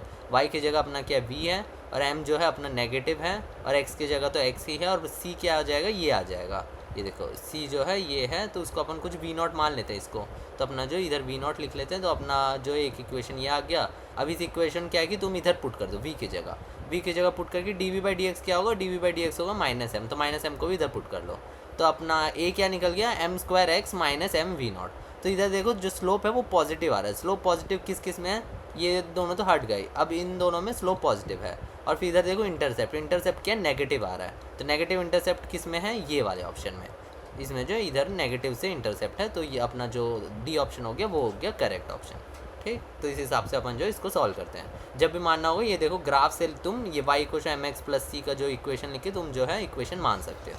ठीक, चलो अगला क्वेश्चन देखते हैं। तो चलो अब इस टॉपिक ये देखो, ये कौन सा क्वेश्चन, प्रोजेक्टाइल प्लस WP का। ये देखो 23 जन मॉर्निंग शिफ्ट में पूछा गया। तो इसमें क्या बोल रहा है, an object is projected with a kinetic energy K from a point A at an angle 60 degree. तो ए से जो प्रोजेक्ट किया गया 60 डिग्री के एंगल पे, इधर पे जो काइनेटिक एनर्जी वो के है, with the horizontal the ratio of the difference in kinetic energy at point B and C। तो ये दोनों के काइनेटिक एनर्जी का डिफरेंस अपॉन पॉइंट इधर ए वाले का जो है काइनेटिक एनर्जी, उसका रेशियो अपन को फाइंड करना है, KB - KC या KC - KB। ठीक है, अपॉन के, ये अपन को फाइंड करना। तो कैसे फाइंड करेंगे देखते हैं अपन। तो देखो सबसे पहले इधर अपन एक रफ स्केच बना ली। इधर पे जो होगा वेलोसिटी देखो u cos 60 डिग्री होगा, इधर जो सिर्फ cos का कंपोनेंट रहता है हाईएस्ट पॉइंट पे, तो अपना u cos 60 क्या आ गया, u/t आ गया। और जब c पे आएगा तो वापस जो हो गया इसका u का ही वेलोसिटी फिर वापस ये रीगेन कर लेगा। तो अपन को निकालना था ये KC - KB अपन निकाल लेंगे, क्योंकि इधर वेलोसिटी जो ज़्यादा है इधर से, तो अपन क्या करेंगे KC - KB लिख लेंगे। और KC - KB कैसे निकालेंगे अपन, इधर का हो गया ½ mu², और इधर क्या हो गया ½ m u/2 का स्क्वायर, तो उसी को लिख दिया। और नीचे के क्या हो गया ½ mu², इधर भी। तो उसको जब अपन सॉल्व करेंगे तो अपना आंसर आ जाएगा 3/4। तो बहुत इजी क्वेश्चन था, तो कौन सा ऑप्शन आ गया अपना, ए ऑप्शन। ठीक, चलो अगला क्वेश्चन देखते हैं। अगला क्वेश्चन रिवर्स स्विमर प्रॉब्लम। तो रिवर्स स्विमर प्रॉब्लम में बहुत सारे पूछे जाते हैं। तो ये जो है 21 जन इवनिंग शिफ्ट में पूछा गया था ये भी। A river of width 200 metre is flowing from west to east. West से ईस्ट से तक वो फ्लो कर रहा है, और फिर 18 किलोमीटर पर आवर से जो है अपना रिवर जो है फ्लो कर रहा है। ठीक, 18 किलोमीटर पर आवर मतलब 5 मीटर पर सेकेंड। ठीक है, जब अपन उसको कन्वर्ट करेंगे मीटर पर सेकेंड में, तो अपना ये आ गया। और क्या बोल रहे देखो, boat moving with speed of 36 kilometre in still water. तो जो बोट है वो स्टिल वाटर में 36 किलोमीटर पर आवर से मूव कर रहा है। 36 मतलब 10 मीटर पर सेकेंड जब अपन कन्वर्ट करेंगे। तो इन स्टिल वाटर मूव करना मतलब अपन को क्या दे दिया, B with respect to river, मतलब boat with respect to river, तो वो आ गया अपना 10। ठीक है, और क्या बोल रहा अपन को, अब boat moving with speed of 36 kilometre in still water is made to travel 1 round trip. तो क्या हो रहा है, वो एक राउंड ट्रिप ले रहा है, मतलब उधर तक एक दूसरे बैंक तक जा रहा है, फिर वापस भी आ रहा है। Minimum time taken by the boat for this journey and also the displacement along the river bank are. तो अपन को मिनिमम टाइम टेकन वाला सिचुएशन है, और फिर अपन को डिस्प्लेसमेंट भी निकालना है जो बैंक की तरफ अपन का होगा। तो अपन इसको कैसे सॉल्व करेंगे, अपन का जो VBR निकल रहा है, तो मिनिमम टाइम के लिए वो कैसे ट्रैवल करेगा, वो जो होगा स्ट्रेट पाथ में ट्रैवल करेगा। जब वो स्ट्रेट पाथ में ट्रैवल करेगा तो वो थोड़ा थोड़ा ड्रिफ्ट होकर इस साइड में जाएगा। ये जो वेलोसिटी और रिवर इतना है, और इसका वेलोसिटी इस साइड पे होगा, तो रिजल्टेंट आएगा इस साइड पे। तो ट्रैवल जो होगा वो इस साइड पे करेगा और इधर पे जाके इस पॉइंट पे आ जाएगा। अब जब इधर पे आ जाएगा तो फिर से उसका वेलोसिटी जो होगा इसी साइड होगा, है ना, क्योंकि उसको मिनिमम टाइम पे आना है और फिर वेलोसिटी ऑफ रिवर तो इस साइड है, तो उसका जो रिजल्टेंट होगा फिर इस साइड पे आएगा वो, ठीक है। ऐसा वाला जो उसका बनेगा। तो अपन को कैसे क्या निकालना है, टाइम निकालना था। टाइम कैसे निकालेंगे अपन, ये जो डिस्टेंस है अपन का इधर 200 मीटर का दिया है, विड्थ जो है 200 अपॉन जो इधर का वेलोसिटी, वर्टिकल वेलोसिटी अपॉन 10, तो अपना टाइम आ गया 20 सेकेंड। अब इसी टाइम पे अपन को क्या है कि 2 बार वो ट्रैवल करें, मतलब राउंड ट्रिप है ना, तो 2 × T1 कर दो, उससे आगे 40 सेकेंड। अब अपन को ड्रिफ्ट भी निकालना था, मतलब इस साइड का जो है डिस्प्लेसमेंट, इस साइड का डिस्प्लेसमेंट किस वेलोसिटी की वजह होगा, इस वेलोसिटी की वजह, जो हॉरिजॉन्टल कम 5, तो 5 की वजह से होगा 5 × जो है 20 सेकेंड तक जो है वो ट्रैवल करेगा, तो अपना आ गया 100 मीटर, ठीक है। इधर तक जो 100 मीटर आ गया, फिर इधर से जब होगा ड्रिफ्ट वो भी 100 मीटर होगा, ठीक है। तो दोनों ऐड जब करेंगे तो अपना ड्रिफ्ट आ गया 200 मीटर। तो बहुत ईजी क्वेश्चन था ये। तो इधर मिनिमम टाइम के लिए जो होगा वो स्ट्रेट ट्रैवल करेगा, तो यही चीज़ आपको बस जो है देखना था। उसके बाद जो है वो तो ईजी है, ठीक। चलो अगला क्वेश्चन देखते हैं। अगला टॉपिक है वेरिएबल फोर्स का। तो देखो 21 जन मॉर्निंग शिफ्ट में पूछा गया था, 4 kg mass move under the influence of force इतना weight time t is second if mass starts from origin at t = 0, the velocity after the position after t = 2 second में क्या होगा। तो फोर्स जो अपना ये दिया उसे अपन एक्सेलरेशन निकाल लेते हैं। एक्सेलरेशन कैसे निकलेगा, फोर्स अपॉन m से। तो m अपन को दिया है क्वेश्चन में, m क्या आ गया 4 kg मास आ गया, उससे अपन का जो है एक्सेलरेशन निकल गया। अब एक्सेलरेशन से वेलोसिटी कैसे निकालना है मैंने उधर बताया था, ऐसे इंटीग्रेट करके। एक को अपन क्या करेंगे d/dt लिखेंगे और dt को उस साइड भेज देंगे। इससे वेलोसिटी अपन का आ गया, इसको अपन इंटीग्रेट कर लेंगे 0 से b तक, और वेलोसिटी इतना आ गया। अब अपन क्या करेंगे कि 2 सेकंड पे निकाल लेंगे वेलोसिटी जो है। 2 सेकंड पे कितना आ जाएगा 4i - 3/2j, ठीक है। तो कौन सा ऑप्शन दिख रहा है अपन को, ये और ये दिख रहा है, ये दोनों अपन को ऑप्शन सही लग रहा है। अब आगे देखते हैं। इसके बाद अपन क्या करेंगे, इससे जो है पोजीशन भी निकाल लेंगे। पोजीशन कैसे निकालेंगे, फिर से इसको इंटीग्रेट करके पोजीशन भी निकल गया। अब इसमें भी 2 पुट कर दो, 2 जब पुट करोगे तो अपना आंसर आ जाएगा इतना। तो कौन सा ऑप्शन अपना करेक्ट है, अपना ऑप्शन करेक्ट है सी ऑप्शन, 8/5i - j और 4 - 3/2j, ठीक। तो इजी क्वेश्चन था। चलो अगला देखते हैं। अगला अपना centrifugal force plus static friction वाला क्वेश्चन। तो ये क्वेश्चन बहुत इंपॉर्टेंट होते हैं। ये जो 21 जन इवनिंग शिफ्ट में पूछा गया, तो बहुत सारे PYQs में मिल जाएंगे आपको ये जो क्वेश्चन है। हर एक जो भी टीचर हो तो अपने नोट्स में पढ़ाया ही रहता है इस क्वेश्चन को। तो सिंपल क्वेश्चन है ये। A large drum having radius r is spinning about its axis with the angular velocity omega as shown in figure. The minimum value of omega so that the body of mass m remains stuck in the inner wall of the drum, taking the coefficient of friction between the drum surface and mass m as nu, ठीक। तो इसको कैसे solve करेंगे, देखो। तो देखो ये drum जो है वो रोटेट हो रहा है, तो रोटेट हो रहा है, और फिर ये जो इधर मास है इसको अपन को इधर पे स्टक रखना है। तो कैसे रखेंगे, इसके ऊपर सबसे पहले फोर्सेस देखते हैं अपन। इसके ऊपर जो एक नॉर्मल फोर्स लगेगा इस ड्रम की वजह से, और एक फ्रिक्शन लगाएगा जो ड्रम, और नीचे जो है mg लग रहा है, ठीक है। और इधर पे वो स्टक है, मतलब जो F हो जाएगा वो जो हो जाएगा F रिक्वायर्ड वो mg के इक्वल हो जाएगा, ठीक है। और n क्या होगा, नॉर्मल जो होगा वो सेंट्रीफ्यूगल फोर्स के इक्वल होगा। सेंट्रीफ्यूगल फोर्स कितना है, m⍵²r। और जो होगा F मैक्स जो होगा वो हमेशा F रिक्वायर्ड से जो होता है मतलब ज़्यादा होता है, मतलब F रिक्वायर्ड जो होता है वो F मैक्स से जो होता है वो छोटा ही होता है, ठीक है, छोटा या इक्वल, तभी तो जो है वो इधर पे इसको रोक के रख पा रहा है, ठीक है ना। तो अपन जब इसमें निकाल लेंगे F रिक्वायर्ड कितना आ जाएगा mg, और F मैक्स कितना होगा न्यू × n कितना है m⍵²r, ठीक है। जब अपन इसको लिख लेंगे और फिर जब सॉल्व करेंगे तो ओमेगा जो आ जाएगा वो इतना आ जाएगा √g/μr, ठीक। तो सिंपल क्वेश्चन था ये भी। चलो अगला क्वेश्चन देखते हैं। अगला टॉपिक है वेज ब्लॉक प्रॉब्लम। ये जो 23 जैन इवनिंग शिफ्ट को पूछा गया था। तो block is sliding down on inclined plane of slope theta at an instant t = 0. A block is given an upward momentum so that it starts moving upon the inclined surface with velocity with the distance has travelled by the block before its velocity coming to 0. तो इसको कैसे solve करेंगे, देखो। तो simple है, कुछ नहीं है, बस एक ब्लॉक है अपने पास। ये जो ब्लॉक है इसको नीचे एक्सेलरेशन g sin थीटा लग रहा है, और इनिशियल वेलोसिटी जो 0 है u है, और फिर जो फाइनल वेलोसिटी है वो 0 हो रहा है। तो कितने डिस्टेंस में जो इसका वेलोसिटी 0 हो जाएगा वो अपन को फाइंड करना है। तो उसके लिए सिंपल काइनेमेटिक्स से इक्वेशन लगा देंगे, v² = u² + 2s। इस v में क्या करेंगे, 0 पुट करेंगे, इस u² - 2g, a जो है 2g g sin थीटा हो गया, और अपन को s निकालना है। s जब सॉल्व करेंगे इतना आ जाएगा u²/2g sin थीटा, ठीक। तो इसका आंसर आ गया सी। तो सिंपल क्वेश्चन था ये। चलो अगला देखते हैं अपन। अगला आ गया 3 ब्लॉक सिस्टम। तो ये वाला जो कॉन्सेप्ट है ये पहली बार पूछा गया जेई में।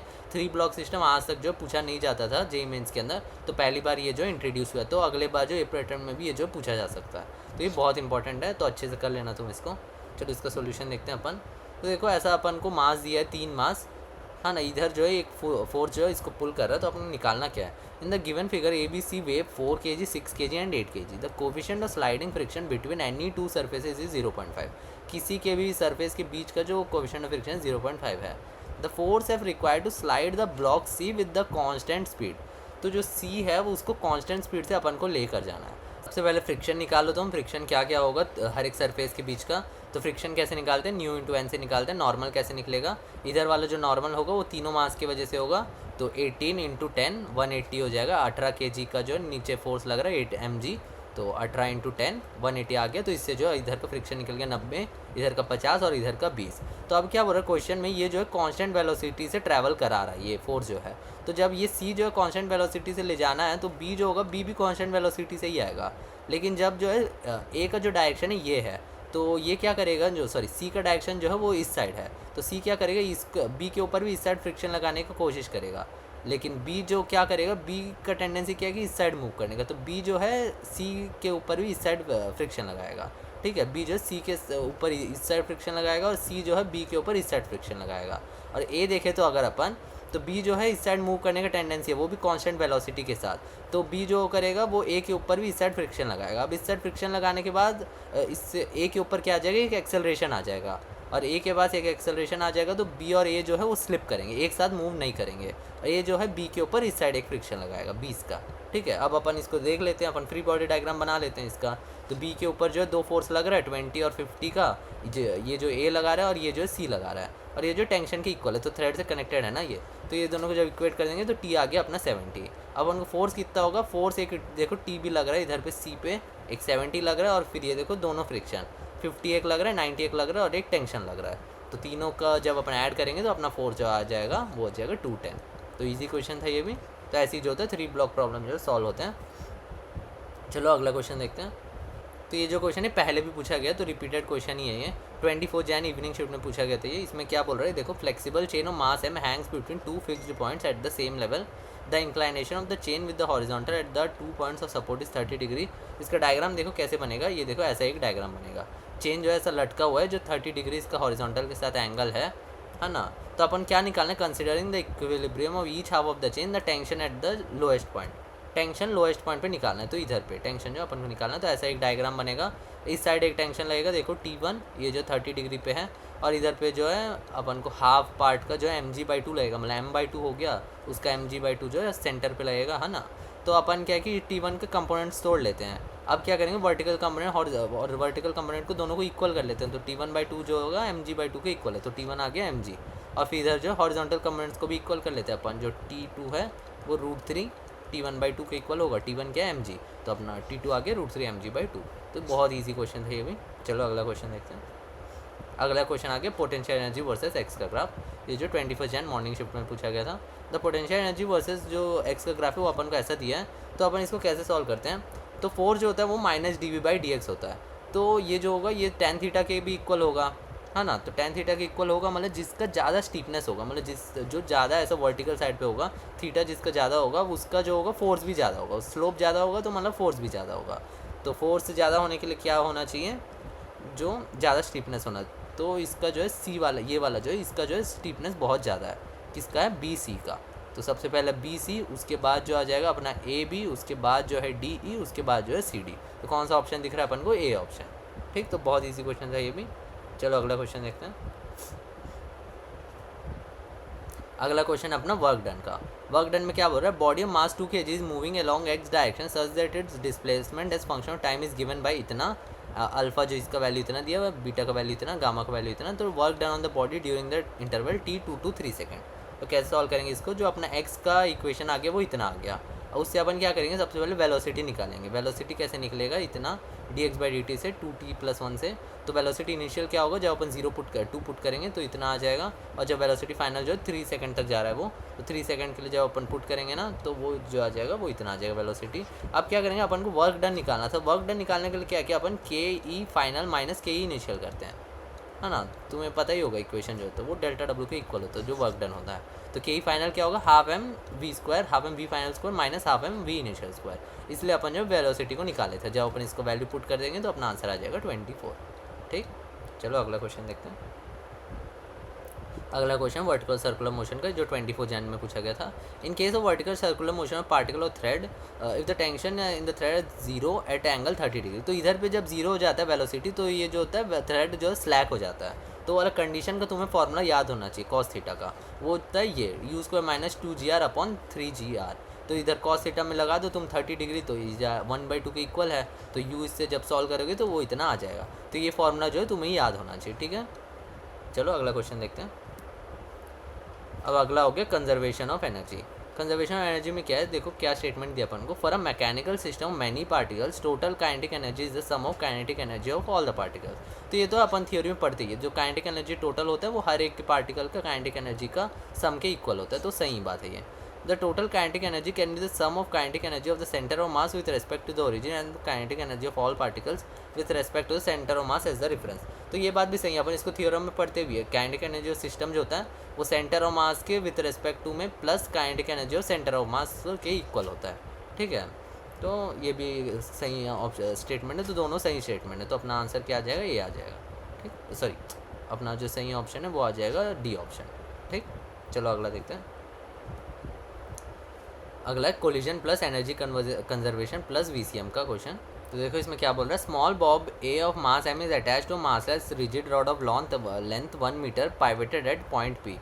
तो देखो एक रॉड के ऊपर एक मास लगा हुआ है एम मास, जो 1 मीटर का है, kept at an angle of 60 degree with vertical as shown figure at distance of 1 metre below point P, 1 metre below point P. Identical bob B is kept at a rest on smooth horizontal surface such that extends surface that extends to a circular track, जो circular track तक ऐसे जा रहा है, radius आया shown figure. Bob B just manages to complete the circular path, तो जो B मास होगा वो जस्ट कंप्लीट करेगा अपने ये वाले एक सर्कल के एक वर्टिकल मोशन को, तो then the radius R is. तो चलो अपन क्या सॉल्व करते हैं, इसको देखते हैं। तो सबसे पहले ये वाला कॉन्सेप्ट याद रखना, जो मास होता है एक यू से जा रहा है, एक दूसरे मास को जब हिट करेगा तो ये मास का वेलोसिटी जीरो हो जाए, मतलब इंटरचेंज हो जाते हैं वेलोसिटी जो है, ठीक है। इसका जीरो हो जाएगा और इसका यू हो जाएगा, तो वही चीज़ इधर भी होगा। तो सबसे पहले ये जो, तो फर्स्ट केस में देखो इसका जो पोटेंशियल एनर्जी वो mgh है, और इधर पे जो है अगली बार जब ये स्ट्राइक करेगा तब ये जो है काइनेटिक एनर्जी गेन करेगा, मतलब एक वेलोसिटी गेन करेगा, उसके वजह से जो काइनेटिक एनर्जी है वो हाफ एम वी स्क्वायर है। इसको इक्वेट कर देंगे तो अपन जब लिखेंगे तो v जो आ जाएगा वो √2gh के इक्वल आ जाएगा। अब h कैसे निकालेंगे, h क्या है, वो ये वाला हाइट है, वो कितना हाइट मतलब नीचे जा रहा है। तो हाइट निकालने के लिए क्या करेंगे, सबसे पहले ये जो है इसका अपन कॉस कंपोनेंट निकाल लेंगे, ये क्या हो जाएगा 1/2 मीटर। तो टोटल हाइट तो 1 था, तो 1 माइनस 1/2 कितना हो जाएगा 1/2। तो इधर 1/2 को पुट कर दो और 2 कट जाएगा, तो v आ जाएगा √g। अब ये वेलोसिटी कितने के इक्वल होना चाहिए, 5gr के, क्योंकि ये जस्ट कंप्लीट करेगा बोल रहा है सर्कुलर मोशन को, तो उसका वेलोसिटी जो होता है वो उसका जो केस होता है वो √5gr होता है। तुम जब थ्योरी पढ़े होगे तब पढ़े होगे ये वाला चीज़, जो वो होता है वो 5gr के इक्वल होता है, √5gr के। जब इक्वेट कर देंगे अपन तो अपना r क्या आ जाएगा, वो आ गया 1/5, ठीक है। चलो नेक्स्ट क्वेश्चन पढ़ते हैं। अगला क्वेश्चन है centre of mass plus conservation of linear momentum. The body of mass 14 kg initially at rest explodes and break into 3 fragments in the ratio 2:2:3. The two pieces of equal masses fly off perpendicular to each other with speed of 18 metre पर second, the velocity of the heavier fragment. तो सबसे पहले क्या है कि अपन को बोल रहा है जो मासेस है वो 2:2:3 के रेशियो में डिवाइड होता है बोलते हैं। जब अपन ऐड करके देखेंगे तो x जो आ जाएगा वो 2 के इक्वल आ जाएगा।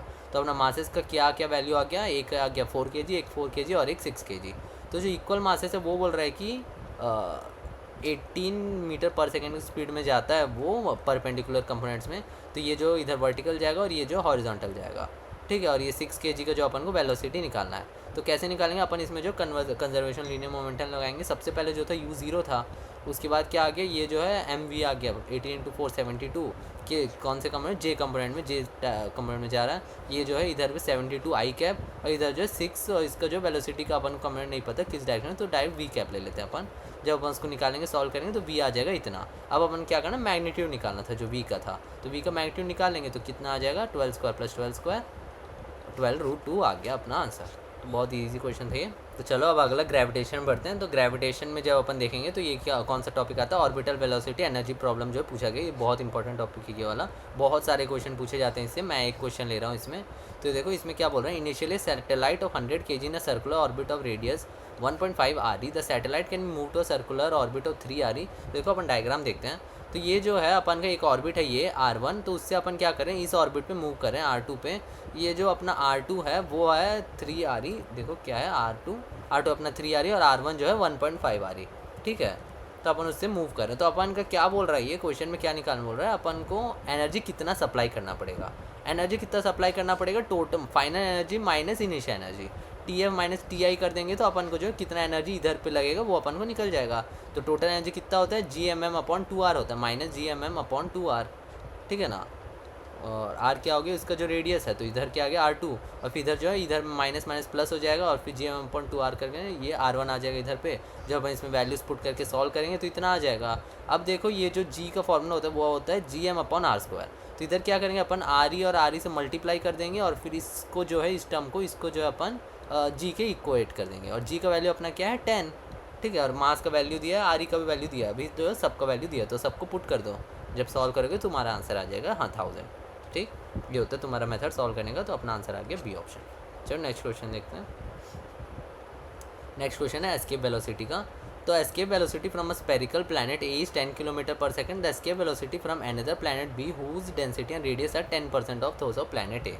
तो अपन का जो एस्केप वेलोसिटी का फॉर्मूला होता है ये होता है, अब अपन जो डेंसिटी के टर्म्स में दिया तो उसी टर्म्स में लिख लेते हैं। मास को अपन डेंसिटी में जब लिखेंगे तो ऐसे लिखते हैं, rho into volume 4/3 pi R cube, ठीक है। तो अपन को क्या आ गया, वेलोसिटी जो आर रूट डेंसिटी के प्रोपोर्शनल आ गया, तो वैसे ही लिख लो V B by V A, और फिर R B upon R A, और रो बी अपॉन रो ए। सबका वैल्यूज पुट कर दो, जो जिस हिसाब से रेशियो दिया है, जब पुट करोगे सॉल्व करोगे तो तुम्हारा जो वी बी आ जाएगा वो आ जाएगा 100√10, ठीक। तो अपना आंसर आ गया डी ऑप्शन। चलो नेक्स्ट क्वेश्चन देखते हैं। देखो अगला टॉपिक है ग्रेविटेशनल फोर्स का। ग्रेविटेशनल फोर्स का क्वेश्चन देखो, तो अपन क्या बोल रहे हैं, net gravitational force at the centre of square. इस सेंटर ऑफ द स्क्वायर पे अपन जो फाइनल ग्रेविटेशनल फोर्स है निकालना है। जो 4 पार्टिकल अपन को इधर पे दिए हैं, ठीक है। आप ले four corners of the square in it is F2। तो ये जो होगा जब ऐसे प्लेस किए हैं तब जो होगा अपना जो है F1 का फोर्स आएगा, और उसके बाद क्या होगा, it is F2 when the position of 3m and 4m है इंटरचेंज। जब इन दोनों को इंटरचेंज कर देंगे तब जो फोर्स आएगा वो आएगा F2। तो अपन को क्या निकालना है, F1/F2 क्या होगा, ठीक है। तो चलो सॉल्व करके देखते हैं। तो देखो इधर पे अपन को जो 4 मासेस दिए हैं, और अपन को सेंटर पे जो अपन एक टेस्ट मास मान लेते हैं, ठीक है ना। इस सेंटर के ऊपर अपन को जो है फोर्स निकालना है। तो सेंटर पे जो है एक फोर्स कैसे निकालते हैं अपन, जो G M m upon r square के फॉर्मूला से जो है अपन फोर्स निकालते हैं। तो इधर पे देखो क्या लगेगा, इधर पे कितना फोर्स लगेगा, 4g4m upon r square, are के इधर ए है तो ए स्क्वायर, और फिर इस साइड क्या लगेगा g2m अपॉन ए स्क्वायर। जब अपन क्या करेंगे, इन दोनों को माइनस कर देंगे क्योंकि ऑपोजिट डायरेक्शन में लग रहा है, तो कितना लगेगा g2m अपॉन आर स्क्वायर। वो किस साइड लगेगा, इस साइड लगेगा 4m के साइड, क्योंकि ये जो है बड़ा मास है तो इस साइड जो है डोमिनेंट रहेगा। और कितना लग रहा है अपन को 2gm अपॉन ए स्क्वायर। तो डायरेक्ट ऐसे ही निकाल सकते हैं, 4m माइनस 2m कर दो, 2m आ गया, और 2m और फिर m के बीच में जो है फॉर्मूला लगा दो, तो उस हिसाब से ये निकल गया। और फिर इस साइड भी देख लो, ये जो है 3m है और इधर m है, तो ये जो होगा इस साइड लगेगा, और कितना लगेगा 3m माइनस m कर लो 2m, तो 2gm अपॉन ए स्क्वायर। तो इस साइड जो है 2 फोर्स के इक्वल लग रहा है, और इधर भी जो है 2f के इक्वल लग रहा है। तो F1 क्या आ गया अपना 2f, और 2f का जो है वो रिजल्टेंट। तो 2f और 2f का रिजल्टेंट क्या होगा, 2f√2। अपन F2 निकालते हैं, जब अपन इसको इंटरचेंज कर देंगे तब क्या होगा, 4m माइनस m क्या होगा, 3m हो जाएगा। तो इस साइड कितना लगेगा, 3f के इक्वल लगेगा, और इधर जो 3 माइनस 2 1 हो जाएगा, तो इधर जो f के इक्वल लगेगा। अब इन दोनों का रिजल्टेंट निकालो, f² प्लस 9f² का रूट। उसको जब सॉल्व करोगे तो अब तुम्हारा आंसर आ जाएगा 2/√5। तो इस हिसाब से जो इसको अपन सॉल्व करेंगे, ठीक। चलो नेक्स्ट क्वेश्चन देखते हैं। नेक्स्ट भी जो ऑर्बिटल वेलोसिटी का ही टाइप है, जिसमें इसमें क्या यूज़ हो रहा है, टाइम पीरियड यूज़ हो रहा है। तो सबसे पहला देखो statement, a satellite is moving around earth in an orbit very close to the earth surface, the time period of the revolution of satellite depends upon density of earth. तो अपना time period का formula क्या होता है, 2πr/v0। अब अपन इसमें v0 की जगह फॉर्मूला लगा देते हैं, ऑर्बिटल वेलोसिटी gm/re, बहुत नियर है बोल रहा है करके अपन जो है re मान ले रहे हैं रेडियस को। जब अपन इसको m को अपन डेंसिटी के टर्म्स में लिखेंगे तो इतना आ जाएगा। तो देखो डेंसिटी के रिलेटेड में तो है जो टाइम पीरियड है, तो अपना जो स्टेटमेंट 1 है वो सही है, ठीक है। डिपेंड्स ऑन डेंसिटी ऑफ अर्थ। अगला क्या बोल रहा है, टाइम पीरियड रिवॉल्यूशन जो है 2π√re/g के इक्वल होता है क्या। तो इधर देखो, इधर पे क्या करेंगे अपन, ये जो g लाने के लिए g का फॉर्मूला क्या होता है, gm/r² होता है, ठीक है। तो r² लाने के लिए क्या करेंगे, एक r इधर इंटू कर देंगे और एक r इधर इंटू कर देंगे। अब इसको क्या करेंगे, रूट अपन जो है √g लिख लेंगे, और ये r जो है √r ये कट जाएगा, और इधर ऊपर एक √r आ जाएगा, ठीक है। अब इसको अपन कैसे लेंगे, 2π√re/g। तो ये जो क्वेश्चन फॉर्मूला दिए वो दोनों सेम मैच कर रहे हैं, तो वो भी सही बोल रहा है। तो स्टेटमेंट 1 स्टेटमेंट 2 दोनों जो है सही है, ठीक है, दोनों जो है ट्रू है। चलो अगला क्वेश्चन देखते हैं। तो अगला जो अपना टॉपिक है वो है स्ट्रेस स्ट्रेन ग्राफ का। तो चलो देखते हैं अपन इसमें क्या बोल रहे हैं। ABCD का अपन को जो ग्राफ दिया है, तो which material has the largest Young's modulus. तो इसका फॉर्मूला देखते हैं क्या होता है। स्ट्रेस जो होता है वो यंग्स मॉड्यूलस इंटू स्ट्रेन होता है, ठीक है। अब अपन स्ट्रेन को इस साइड ले जाते हैं, मतलब यंग्स मॉड्यूलस इस साइड लेकर जाते हैं। तो जब अपन हो गया ऐसा आ गया, तो स्ट्रेन जो है वाई के साइड पे, स्ट्रेस जो है अपना जो है एक्स के साइड पे है। तो ये क्या हो जाएगा, ये जो स्लोप हो जाएगा, मतलब वाई इक्वल टू mx में लिख लिया अपन। तो स्लोप क्या हो गया, 1 / यंग्स मॉड्यूलस। तो देखो स्लोप जिसका कम होगा उसका यंग्स मॉड्यूलस मैक्सिमम होगा, है ना। स्लोप कम होना मतलब यंग्स मॉड्यूलस जब बढ़ेगा तभी तो ये जो स्लोप है वो कम होगा। तो स्लोप जिसका कम है उसका यंग्स मॉड्यूलस ज़्यादा है। तो क्वेश्चन पूछ रहा क्या है, which material has the largest Young's modulus. तो सी है आंसर। तो अपना आंसर आ गया डी। ठीक, ईजी क्वेश्चन था ये भी। चलो अगला क्वेश्चन देखते हैं यंग्स मॉड्यूलस का। यंग्स मॉड्यूलस का क्या बोल रहे हैं, 2 wires A and B of different materials of length 6 and 5.4 respectively and area of cross section 3 and 4.5 are stretched by the same magnitude under a given load. The ratio of the Young's modulus of A to B कितना होगा। तो Young's modulus का जो formula होता है वो ये होता है। तो अपना जो यंग्स मॉड्यूलस किसके ऊपर डिपेंडेंट कर रहा है, लेंथ अपॉन एरिया पे, ठीक है। बाकी सब तो सेम है दोनों में, ठीक है। तो यंग्स मॉड्यूलस इसके ऊपर डिपेंड करे, तो सीधा रेशियो लिख लो तुम, और जो तुम्हें वैल्यूज़ दिया उसको सीधा पुट कर, जो लेंथ है और फिर लेंथ और फिर जो एरिया है, जब पुट करोगे तुम्हारा आंसर आ जाएगा 5, ठीक है। तो अपना आंसर क्या आ गया 5, ठीक, डी ऑप्शन। चलो अगला क्वेश्चन देखते हैं। अगला क्वेश्चन वेंचुरी मीटर का। तो इसमें क्या बोल रहा है, water flows through a horizontal tube as shown in the figure. The difference in height between the water columns is 5 centimetre. ये जो डिफरेंस है 5 centimetre, and the area of cross section of A is 6 and B is 3 centimetre. जो इसका है area of cross section 6 है और इसका 3। The rate of flow अपन को निकालना है बोल रहा है। तो इधर पे जो अपन को 6 सेंटीमीटर पर सेकंड स्क्वायर का एरिया दिया और इधर पे जो 3 दिया है। तो इधर जो वाटर V1 से फ्लो कर रहा है, इधर V2 से। तो अपन इसको लगा देते हैं A1 V1 equal to A2 V2। तो इससे क्या आ जाएगा, अपना 2V1 जो है V2 के इक्वल आ गया। अब अपन इधर क्या है कि इधर दोनों पॉइंट है, अपन जो है बर्नौलीज इक्वेशन भी लगा लेते हैं। तो PA + ½ रो V1 स्क्वायर और PB + ½ रो V2 स्क्वायर। इसमें क्या करेंगे अपन, PA - PB लिख लेंगे और ½ रो V2 - V1 square. V1 V2 का रिलेशन तो इधर निकल गया, इसमें पुट कर दो। और ये जो PA - PB है, इधर जो प्रेशर डिफरेंस है वो यहीं से तो निकलता है। ये जो वाटर का जो है उसी के लिए तो अपन इसको यूज़ करते हैं। इसका जो डिफरेंस है उसे अपन का जो है प्रेशर निकलते हैं। तो ये जो हाइट है यही h है। तो ये PA - PB जो होता है वो रो GH के इक्वल होता है। रो GH का जो हाइट है वो आ गया 5, ठीक है। तो रो GH आ गया अपन का, उसमें पुट कर दिया अपन। जो V1 आ गया वो इतना आ गया, √2 GH/3, ठीक। अब अपन क्या करेंगे, रेट ऑफ फ्लो निकालना था। रेट ऑफ फ्लो कैसे निकालेंगे अपन, A1 × V1 से। A1 क्या आ गया अपना 6 है और फिर इधर जो √2 GH/3 का वैल्यूज पुट कर दो, G और H का। तो जब सॉल्व करोगे तुम्हारा आंसर आ जाएगा 200√3, ठीक। चलो तो सही ऑप्शन डी है। चलो अगला क्वेश्चन देखते हैं।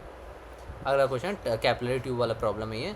Surface tension of 2 liquids T1 and T2 are measured using capillary rise method utilizing 2 tubes inner radius of R1 and R2 measured in these tubes are H1 and H2। तो the height H1 and H2 surface tension T1 and T2 satisfy the relation उन पूछ रहा है। तो इसमें क्या है कि ना अपन क्वेश्चन में थोड़ा लिमिटेड इन्फॉर्मेशन दिया है। तो इधर पे अपन को जब सॉल्व करना होगा ना, तो ये T1 T2 को जो है अपन को इक्वल मान के चलना पड़ेगा, ठीक है। तभी जो ये वाला क्वेश्चन सॉल्व होगा। ये जो इक्वल डेंसिटी सेम डेंसिटी दिया बोल रहा है, लेकिन उससे अपन का जो है ये डिफाइन नहीं होता कुछ भी, ठीक है। तो अपन का जो हाइट का फॉर्मूला होता है एक्चुअली ये होता है, ठीक है। हाइट जो होता है वो इसके डिपेंडेंट होता है, इसके प्रोपोर्शनल होता है, T cos θ/r। अब अपन इसको सॉल्व करना है, मतलब H और R के बीच में रिलेशन निकालना है। तो T का कुछ रिलेशन देना था, तो अपन को दोनों नहीं दिया, मतलब फिर इसको सॉल्व करना मुश्किल हो जाता है। तो अपन जो है T1 और T2 को जब इक्वल मान लेंगे तो अपना जो cos θ भी इक्वल हो जाता है। cos θ1 = भी cos θ2 हो जाएगा, ठीक है। उस हिसाब से क्या हो जाएगा, H जो है 1/r के प्रोपोर्शनल हो जाएगा। और जब R1 = R2 जो है अपन को इससे जो है H1 जो है <H2 निकल जाएगा, ठीक है। कि इधर R1 > R2 बोल रहे तो उससे अपन को जो है H1 H2 निकल गया और T1 जो इक्वल T2 अपन को पता चल गया। तो उससे क्या किया, अपना कौन सा ऑप्शन आ गया, जो अपना आ गया बी ऑप्शन, ठीक। इस हिसाब से अपन सॉल्व करेंगे। तो ये वाला इन्फॉर्मेशन जो है क्वेश्चन में दिया रहना था, तभी जो है क्वेश्चन सॉल्व होगा, ठीक। चलो नेक्स्ट क्वेश्चन देखते हैं। अगला अपना टर्मिनल वेलोसिटी का कॉन्सेप्ट। तो टर्मिनल वेलोसिटी का क्या बोल रहे हैं, the terminal velocity metallic ball of radius 6 millimetre in a viscous fluid is 20 centimetre per second. The terminal velocity of another ball of same material having radius 3 millimetre in the same fluid. तो इसे simple formula अपन को put करना है, उसमें जो ratio अपन को देखना है। तो ये वाला फार्मूला होता है टर्मिनल वेलोसिटी का। ये जिसको याद है ये क्वेश्चन ईजिली सॉल्व हो जाएगा। तो टर्मिनल वेलोसिटी क्या होता है, रेडियस r² की प्रोपोर्शनल होता है। तो इधर जो सीधा पुट कर दो, r का क्या दिया अपन को 6 और 3 दिया, और टर्मिनल वेलोसिटी पहले क्या दिया 20 दिया। तो रेशियो बस निकालना था, तो मेरे लगा दोगे तो VT क्या आ जाएगा 5 आ जाएगा, ठीक है, तो बहुत ईजी क्वेश्चन था ये। तो टर्मिनल वेलोसिटी के जो भी क्वेश्चन रहते हैं इसी फॉर्मूले से सॉल्व हो जाता है, बहुत ईजी रहता है। तो ज़रूर याद रखना इस फॉर्मूले को, कम से कम ये रेशियो याद रखना, टर्मिनल वेलोसिटी जो है r² के प्रोपोर्शनल होता है। ठीक, चलो अगला क्वेश्चन देखते हैं। अगला क्वेश्चन पास्कल्स लॉ और सरफेस टेंशन का। तो pressure of a fluid is exerted only on solid surface in contact as the fluid pressure does not exist everywhere in a still fluid. तो ये बहुत ही गलत है, पास्कल्स लॉ का डायरेक्ट मतलब अपोजिट है ये। पास्कल्स लॉ क्या बोलता है, कोई सा भी पॉइंट हो लिक्विड के अंदर वो हर जगह पे जो है कांस्टेंट प्रेशर लगता है, तो उसका जो है ये बहुत गलत बोल रहा है। अगला क्या बोल रहा है, excess potential energy of the molecules on the surface of a liquid when compare to interior results in surface tension. तो हाँ, ये बात सही है, क्योंकि इधर पे जो रहता है अपन को, जो इधर पे देखे तो अपन जो सरफेस टेंशन रहता है वो कैंसिल नहीं होते, क्योंकि ऊपर साइड पे कुछ नहीं लग रहा है। जब अंदर रहते हैं ना वो जो होते हैं कैंसिल लग जाते हैं, कैंसिल हो जाते हैं, लेकिन ऊपर पे जो कैंसिल नहीं हो पाते, तो इधर जो पोटेंशियल एनर्जी ज़्यादा रहता है। तो ये बात सही है, ठीक है। तो स्टेटमेंट 2 जो सही बोलो, स्टेटमेंट 1 जो है फॉल्स है। चलो अगला क्वेश्चन देखते हैं। अगला है अपना सोप बबल प्रॉब्लम। तो an air bubble of volume 2.9 centimetre cube rises from the bottom of a swimming pool of 5 metre deep. At the bottom of the pool water temperature is 17 degree Celsius. The volume of the bubble when it reaches the surface where the water temperature 27 degree Celsius. तो इसमें जो है अपना thermodynamics का भी formula थोड़ा use होगा। तो इसमें क्या होगा, मोल्स जो होगा हमेशा इक्वल होगा, ऊपर भी और नीचे भी, ठीक है। तो उसी को अपन कर देंगे, मोल्स को इक्वेट कर देना, मतलब P1 V1 अपॉन T1 और P2 V2 अपॉन T2 को जो इक्वेट कर देंगे अपन, ठीक है। तो इधर जो प्रेशर था वो क्या हो जाएगा, P0 प्लस रो GH। इधर पे क्या है P0। इसमें क्या है कि अपन निकालेंगे तो इधर क्या इक्वेशन बनता है, P1 इनसाइड का pressure P1 minus P external जो होता है वो 2S/R होता है। लेकिन इधर जो सरफेस टेंशन कोई भी जिक्र नहीं हुआ क्वेश्चन में, तो अपन इसको क्या 0 मान लेते हैं और फिर P1 equal to P external कर लेते हैं। तो P एक्सटर्नल क्या है, P0 प्लस रो GH, ठीक है। P0 प्लस रो GH हो गया, फिर उससे अपना P1 निकल गया और P2 क्या हो जाएगा, वो P0 हो जाएगा, ठीक है। उससे अपन जब सॉल्व करेंगे तो अपना जो आंसर आ जाएगा वो आ जाएगा 4.5, ठीक है। सबका वैल्यू पुट कर देना, T1 को जो है वो केल्विन में पुट करना, ठीक है। अपन को क्या दिया, सेल्सियस में दिया, तो उसको केल्विन में पुट कर देना। केल्विन में क्या होगा, प्लस 273 करके, जब इसको पुट करके यहाँ सॉल्व करेंगे इतना आ जाएगा, ठीक है। तो ईजी क्वेश्चन था ये भी, तो अपना आंसर आ जाएगा डी ऑप्शन। चलो अगला क्वेश्चन देखते हैं। अगला अपना स्टोक्स लॉ का, ये भी जो है टर्मिनल वेलोसिटी के ही टाइप का, बट इसमें क्या रहता है कि थोड़ा कोलिजन वाला भी कॉन्सेप्ट ऐड हो रहा है। तो 64 rain drops radius 1 metre each falling down with the terminal velocity of 10 metre coalesce to form a bigger drop. The terminal velocity of the bigger drop is, तो टर्मिनल वेलोसिटी का formula देखो इतना है। तो और फिर ये क्या हो रहा है, ये 64 ड्रॉप जो एक साथ मिल रहे हैं बोल रहे हैं, तो अपन कैसे निकालेंगे इसको। तो इसमें क्या होगा, अपन जो वॉल्यूम इक्वेट कर देते हैं, तो 64 इंटू 4/3 पाई क्यूब जो होगा इसके इक्वल होगा 4/3 पाई क्यूब, इसका जो कैपिटल आर है। तो आर का अपन को रिलेशन निकल गया। अब टर्मिनल वेलोसिटी किसके प्रोपोर्शनल है, R² के प्रोपोर्शनल, ठीक है ना। तो इसका जो टर्मिनल वेलोसिटी कितना होगा, ये आर में पुट कर दो तुम, जब रेशियो लोगे तो 16 टाइम्स VT1 के इक्वल होगा। और अपना टर्मिनल वेलोसिटी ऑफ वो वाला 1 कितना दिया अपन को, 10 दिया है। तो टर्मिनल वेलोसिटी ऑफ छोटे ड्रॉप्स अपन कितना दिया, 10 दिया। तो जब अपन इसको इधर पुट करेंगे तो टर्मिनल वेलोसिटी ऑफ जो बड़ा ड्रॉप है वो आ गया 160, ठीक है। तो रेशियो से अपन इसको जो है सॉल्व कर लेते हैं। चलो अगला टॉपिक देखते हैं। अगला अपना आर्किमिडीज प्रिंसिपल क्वेश्चन। इसमें क्या बोल रहे हैं, क्यूबिकल ब्लॉक है ऑफ डेंसिटी इतना, हैज़ अ लिक्विड डेंसिटी इतना, if the height of block is 8, the height of the submerged part का हाइट कितना होगा अपन को निकालना है। ये वाला हाइट, टोटल हाइट जो इतना है। तो अपन क्या करें, ये जो mg है, इधर एक बुओयंट फोर्स लगता है लिक्विड की वजह से ऊपर की साइड, इसका जो डेंसिटी है वो ρs है और इस लिक्विड का जो डेंसिटी है ρl है। तो अपन जो है mg को बुओयंट फोर्स की इक्वल कर देते हैं। अगला अपन क्या करते हैं, इधर पे जो प्रेशर लग रहा है और इधर पे जो प्रेशर लग रहा है उसको इक्वल कर देते हैं। इधर पे कितना लग रहा है, ρs के वजह से ρs into a into hg, pressure into area, rho GH जो होता है वो प्रेशर होता है। इधर पे रो GH कितना लगेगा, इसके इधर पे ρl के वजह से लगेगा, ρl कितना हो गया, ρl into a into h into g। जब अपन इसको इक्वेट करके जो सॉल्व करेंगे तो अपना आंसर आ जाएगा 5.3, ठीक है। तो चलो अगला क्वेश्चन देखते हैं। अगला क्वेश्चन आ गया अपना टॉर्क इक्विलिब्रियम का। तो टॉर्क इक्विलिब्रियम क्वेश्चन क्या सॉल्व करें, इसमें क्या बोल रहा है, uniform rod of mass m and length l suspended by means of 2 identical inextensible light strings as shown in figure, tension 1 string immediately after the 1 string is cut. जब अपन इसको कट कर देंगे तो जो है एक स्ट्रिंग के ऊपर जो होगा वो टेंशन T अपन को निकालना है। तो टेंशन T कैसे निकालेंगे, इधर पे देखो जब कट कर देंगे तो इधर एक एंगुलर एक्सेलरेशन आएगा, इस साइड पे जो होगा इसका एंगुलर एक्सेलरेशन है अल्फा का।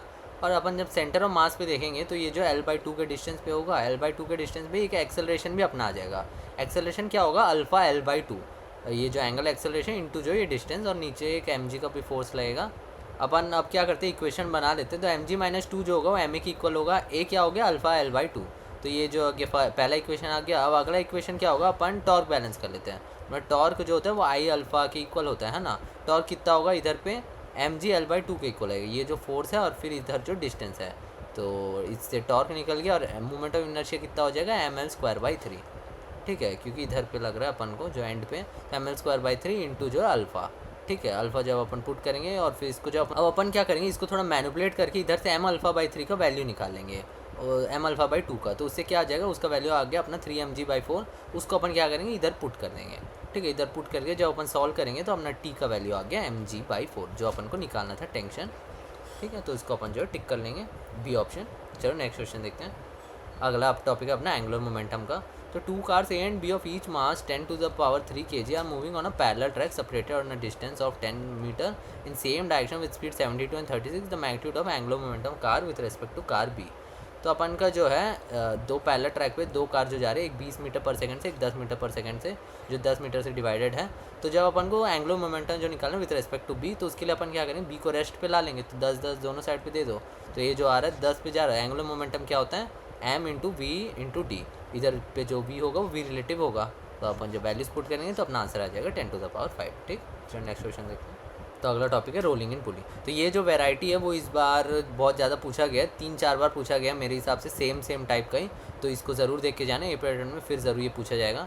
चलो इसको कैसे सॉल्व करने देखते हैं। तो इसमें क्या बोल रहा है, एक पुली है और फिर उसके दो रिम्स है, ये दोनों, तो सभी जो है मास एम के इक्वल है, ठीक है। और फिर और क्या बोल रहे हैं, 2 blocks of mass m and m are attached at 2 ends of the light string passing over the pulley which is hinged to rotate freely.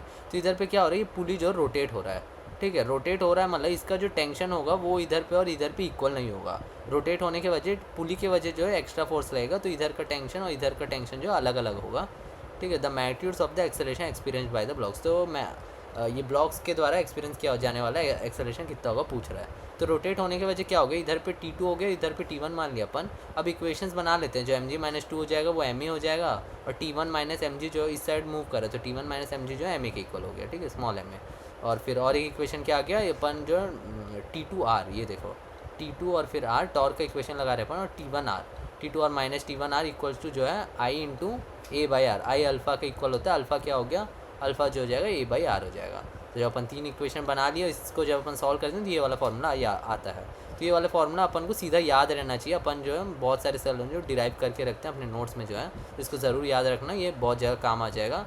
इसको डिराइव ना करना पड़े तो मैं अगली बार जब भी क्वेश्चन है डायरेक्ट इसको लगा देना। इसमें जब अपन वैल्यू पुट करेंगे तो आई का वैल्यू क्या आ जाएगा, आई जो आएगा इसका पुली का अपन को लगाना पड़ेगा। देखो इसके वजह से जो आएगा m2r का स्क्वायर अपॉन 12, ठीक है। और ये रॉड का भी m2r²/12, और ये इसका वजह कितना आएगा, ये जो इसका डिस्टेंस r है तो इसके वजह से mr² आ जाएगा, ये रिंग के वजह, ठीक है। तो mr², और फिर इसके वजह से 2 टाइम्स m4r²/12, इसके वजह से ये पुली का अपन को मोमेंट ऑफ इनर्शिया आ गया, और नीचे जो है I/r² रहता है ना फॉर्मूला, तो r² की जगह r² लगा दिए। जब हम इसको सॉल्व करेंगे तो अपना आंसर आ जाएगा इतना, ठीक है। चलो नेक्स्ट क्वेश्चन देखते हैं। अगला टॉपिक है अपना moment of inertia. Moment of inertia का तो बहुत सारे क्वेश्चन पूछे जाते हैं, जो मैं 2 क्वेश्चन करवा रहा हूँ जो थोड़े इंपॉर्टेंट लगे मेरे को, ठीक। तो चलो देखते हैं।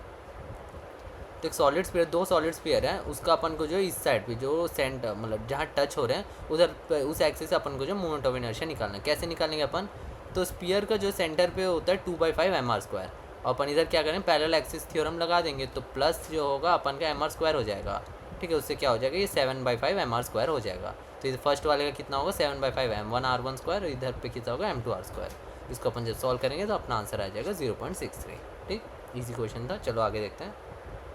अगला क्वेश्चन है moment of inertia of square loop made of 4 uniform solid cylinders each having radius r and length l about an axis passing through the mid points of opposite side is. तो ये जो बहुत important question है। तो अपन का जो cylinder का होता है मोमेंट ऑफ इनर्शिया वो इतना होता है, ये याद रखना तुम, ठीक।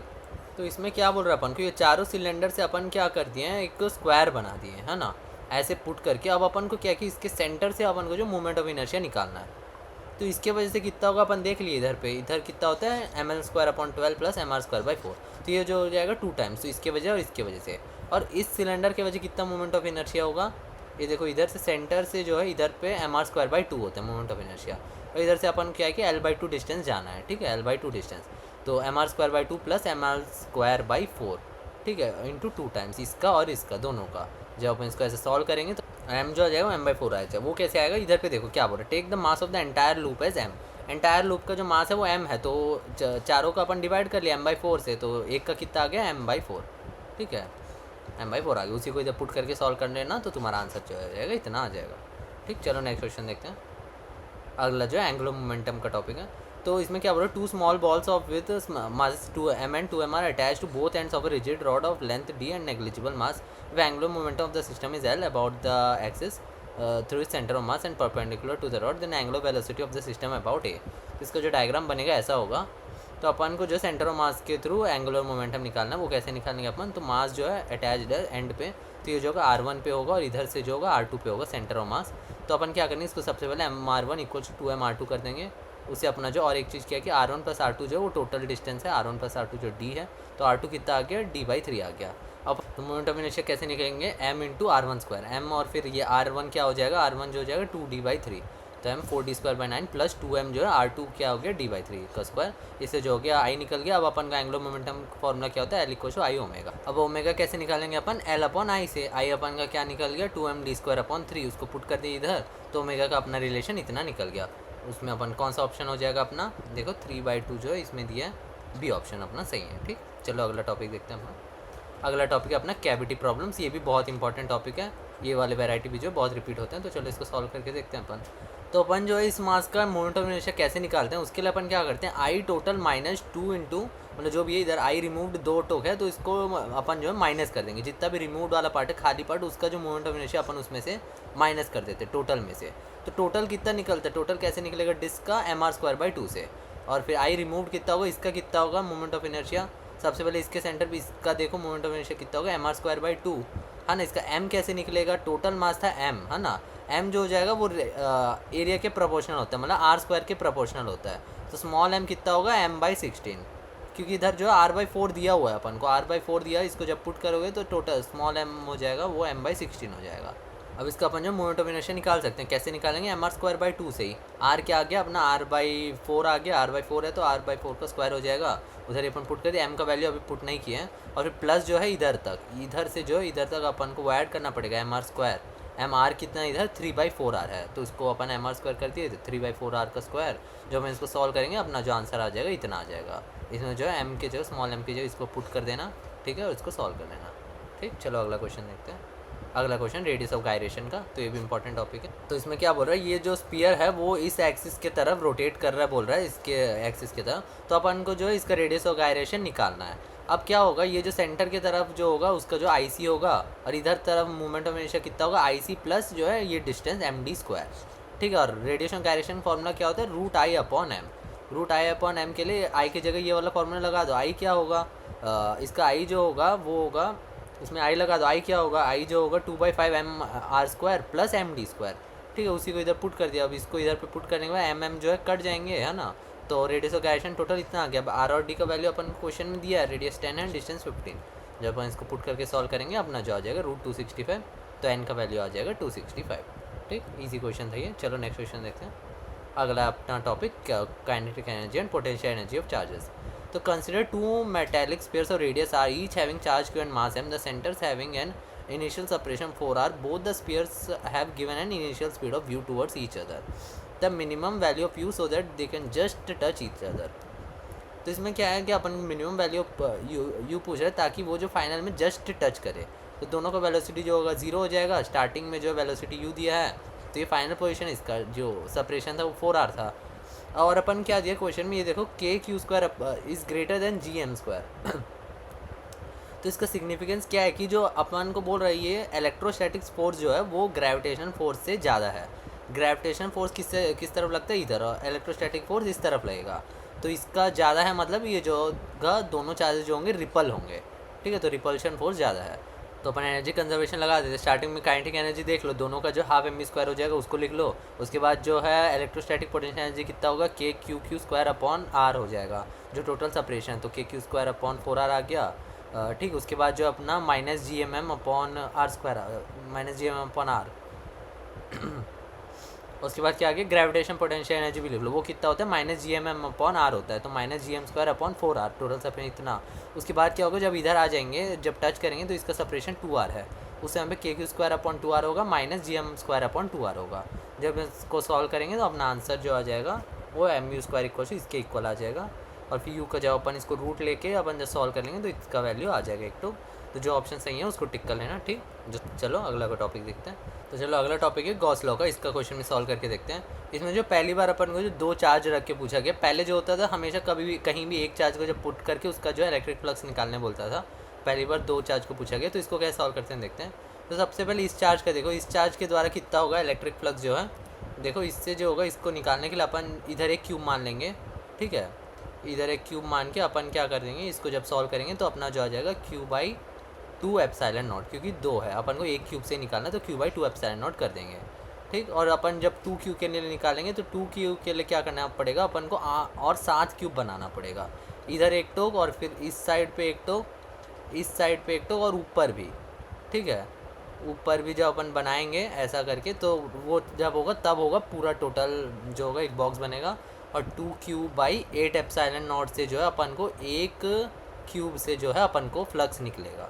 तो अपन का फर्स्ट कितना आया Q/2 एप्सिलॉन और दूसरे से कितना आया 2Q/8 एप्सिलॉन नॉट, उसको जब काटेंगे तो Q/4 एप्सिलॉन नॉट आ गया। तो 5 कितना हो जाएगा 5(1 + 5(2), तो टोटल आ गया 3/4 Q/एप्सिलॉन नॉट, ठीक। चलो अगला क्वेश्चन देखते हैं। इसमें क्या बोल रहा है, 3 simple identical bubbles of water drop having same charge of each coalesce to form bigger bubble. तो ये जो छोटे छोटे वो सब एक साथ कोलेज हो रहे हैं बड़ा बबल बनाने के लिए। तो इसमें जो बबल की जगह ड्रॉप होगा, क्योंकि जब बबल जो होता है उससे अपन को जो है कोलिजन वाला क्वेश्चन अपन सॉल्व नहीं कर सकते, उसके लिए इन्फॉर्मेशन जो है सफिशिएंट नहीं है। ये NTI जिस हिसाब से आंसर दिया है तो उस हिसाब से जो अपन ड्रॉप मान के उसको चलना पड़ेगा, तभी जो होगा ये क्वेश्चन जो होगा सॉल्व होगा। क्योंकि बबल से जो होता है अपन को वॉल्यूम का जो पता करना वो मुश्किल होता है, ठीक है। अपन क्या कि इसका फाइनल वॉल्यूम बता नहीं सकते, जब ड्रॉप से जो है इतने इतने वाले मिल के जब एक बड़ा ड्रॉप बनाएंगे इसका वॉल्यूम अपन जो है फाइंड नहीं कर सकते। लेकिन जब ये ड्रॉप होगा, ड्रॉप जो होगा सब मिलाने के बाद जो वॉल्यूम होगा वो जो है वो रेशियो में रहेगा। इधर क्या कि अपन बता सकते हैं, इसको जो अपन इक्वेट कर सकते हैं, उसमें इक्वेट नहीं कर सकते, इसलिए अपन जो ड्रॉप लेके सॉल्व कर रहे हैं इसको। तो 3 × 4/3 πr³ = 4/3 πR³। तो R अपना इतना आ गया, तो इसका जो पोटेंशियल आ गया वो इतना है, V = KQ/R अपन उसका, और फिर इसका पोटेंशियल कितना आ जाएगा 3KQ/3 1/3 × R। अब अपन इसका रेशियो निकालेंगे, रेशियो निकाल के जो सॉल्व करेंगे अपना आंसर आ जाएगा इतना। वही निकालना था अपन को रेशियो पोटेंशियल, तो अपना आंसर आ जाएगा, ठीक। कौन सा ऑप्शन, A ऑप्शन। चलो अब अगला क्वेश्चन देखते हैं। अगला क्वेश्चन है फोर्स बिटवीन चार्जेस का। तो इसको कैसे सॉल्व करते देखते हैं। Point charge Q is located 2 centimetre from one end to a thin insulating wire और length 10 centimetre having a charge Q 24 new coulomb distributed uniformly along its, uniformly distributed बोल रहा है। Force between Q and wire कितना होगा अपन को पूछ रहा है। तो force between Q and wire अपन को निकालने के लिए अपन क्या करेंगे, ये जो Q से अपन डायरेक्टली निकाल नहीं सकते, इसको Q नहीं मान सकते अपन, क्या कि थोड़ा अपन को इंटीग्रेट करना पड़ेगा। उसके लिए अपन क्या करेंगे, Q से एक x डिस्टेंस पे अपन जो है dx लेंथ का अपन एक मान लेंगे dq चार्ज, ठीक है, dx लेंथ पे। अब अपन क्या करेंगे, इन दोनों के बीच का जो अपन अब फोर्स लिखेंगे, फोर्स कितना होगा k dq × Q/x²। और ये dq कितना होगा, dq जो होगा अपन का Q/ total length into dx length का जो अपना मान रहे हैं। तो इससे ये जो होगा dq के इक्वल, अब dq की जगह उसको पुट कर दो, ठीक है। उसे जो अपन सॉल्व करेंगे इंटीग्रेट करके, और x अपन का कहाँ से कहाँ तक जा रहा है, ये देखो इधर से 2 सेंटीमीटर से 12 सेंटीमीटर था। तो 2 × 10⁻², 12 × 10⁻²। इसमें जो तुम पूरा वैल्यूज पुट कर लो और जब सॉल्व करोगे तो f का आंसर आ जाएगा 90, ठीक। चलो अब अगला क्वेश्चन देखते हैं। अगला टॉपिक है अपना electric field and potential in shapes. ऐसे बहुत सारे शेप रहते हैं, स्क्वायर दिया हो सकता है, क्यूब दिया हो सकता है, या तो रेक्टेंगल दिया हो सकता है। उसमें अपन को जो है सेंटर की तरफ या कहीं भी अपन को जो पोटेंशियल निकालना होता है या इलेक्ट्रिक फील्ड निकालना होता है, ठीक। तो इसको अपन कैसे सॉल्व करेंगे, इधर पे क्या होगा, ये सभी चार्जेस की वजह जो सेंटर पे हो जाएगा इलेक्ट्रिक फील्ड तो 0 हो जाएगा, ठीक है, क्योंकि सब जो है कट जाएंगे, पांचों के जो रिजल्टेंट होगा वो इधर पे 0 हो जाएगा इलेक्ट्रिक फील्ड।